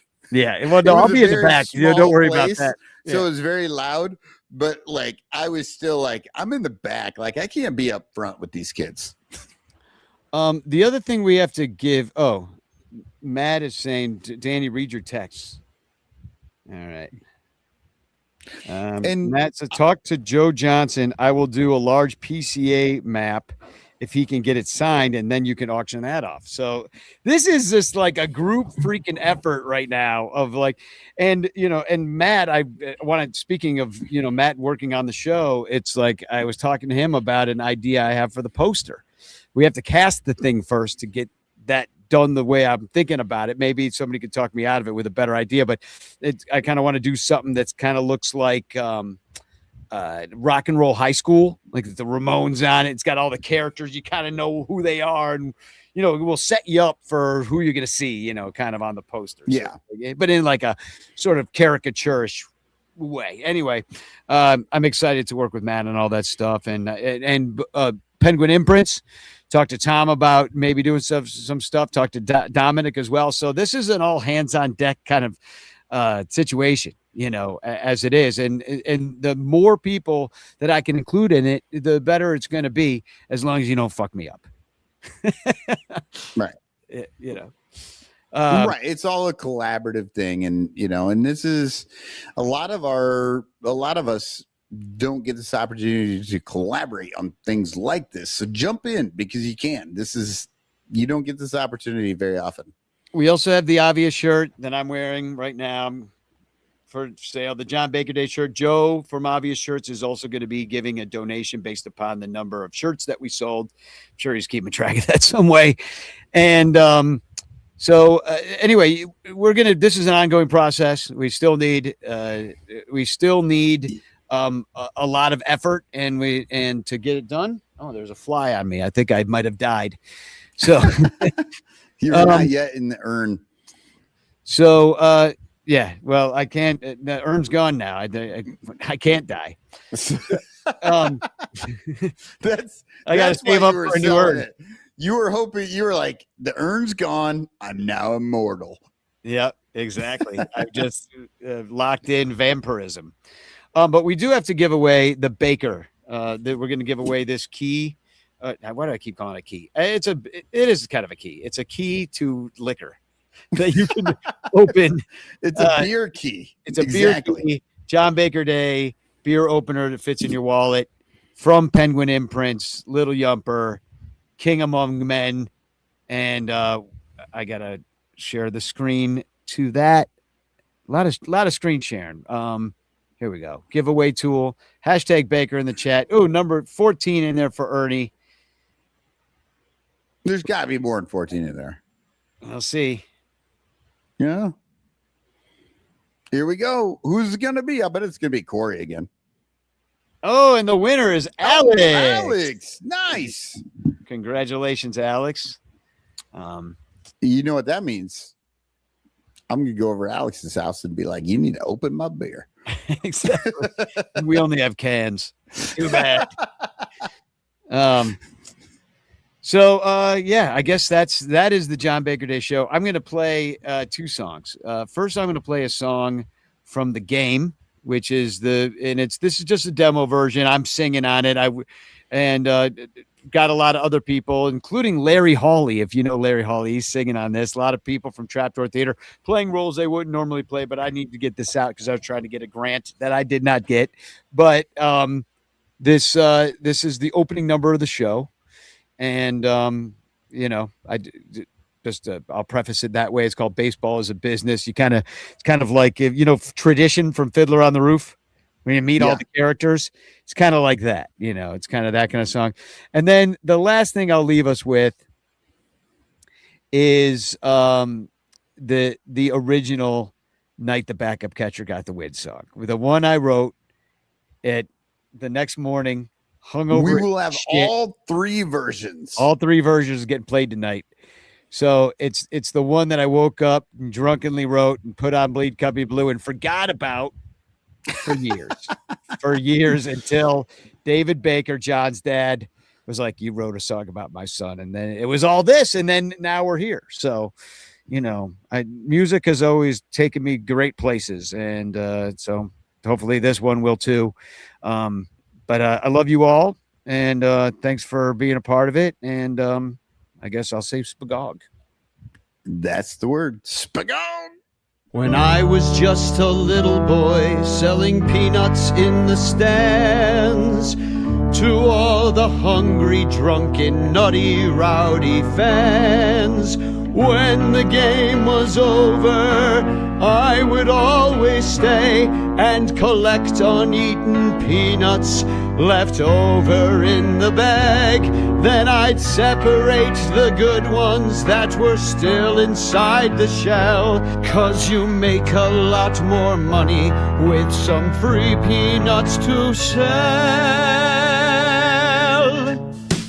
'Cause baseball is a business, profits can be limitless. I got super rich with this, live the dream, own a team. But of course I couldn't do it alone. I had to find the best players in the world to be successful every single year. But I had to be rich first. We practiced hitting with Dad in the yard. We had talent and we played hard. Worked off our butts and a whole lot of luck to become baseball superstars. Played travel ball and got driven around. Taken to showcases, playing for scouts. Drafted and signed, it was worth all the grind when you look at my bank account. Baseball is a business with physical fitness. Profits can be limitless. I got super rich with this little dream. Be a team. Then I put together the greatest mathematical minds in the baseball business to build my team. But when you have money like I do, it's easy to find people. We are the scouts finding players to train. We are the coaches who teach them the game. We are the guys who data analyze and are paid for using our brain. We're the reporters who give you the score. We are the fans who make the crowd roar. We let them know how to make lots of dough and then try to make some more. Baseball is a business. We're selling season tickets, adding numbers and digits. Profits can be limitless. Burn the middle class with this little dream of the team. And while I'm testing D's nuts, peanut fuel in outer space, the cows will be in the capable hands of my adopted twin children, Terry and Tamara. I taught them everything I know. Adopted son of a rich billionaire. Like to go hunting and shoot polar bear. Don't have to work, people think I'm a jerk, but I don't really care. I am a genius who studies science, sexy and ruthless and intelligent. Get what I need with gluttonous greed. Yes, I'm the evil twin. Baseball is a business with cold-blooded wickedness, selfishly duplicitous. Glad we were not triplets. Profits can be limitless. We got super rich with this little dream. We're a team. And while I'm coasting around the universe, I know the cows will continue their winning ways with our MVP and All-Star Babe Aaron. I'll be back for the playoffs. The greatest player, I am the team's face. Chicago Cows always come in first place. You better win till I come back again in my rocket from outer space. Donovan Ticket's incredible man. If he can't do it, then nobody can. Wealthy tycoon, smartest guy in the room. Everyone, clap your hands. Clap your hands. Baseball is a business. I stand as a witness to the great capitalist, the internationalist, affluent philanthropist, researcher and scientist. Peanuts are the greatest gifts, tuning cars and rocket ships. Come back sooner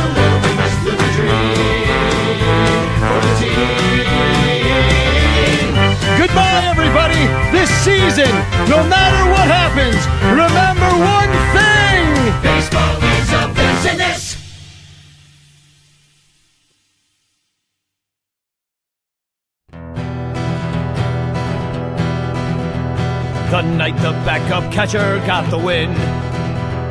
I showed up down at Wrigley with a belly full of gin. I knew it would be a long one. Edwin Jackson was pitching the night the backup catcher got the win. Edwin Jackson only lasted 4. The game was tied for 12 more innings, nobody could score. We went to Captain Morgan's cause we wanted to drink more. The night the backup catcher got the win.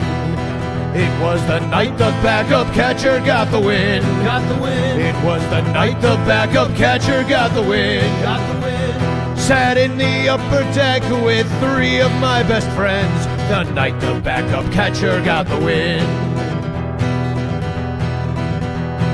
We went just outside to have a smoke, but as we stood beyond the gates, Captain Morgan's closed.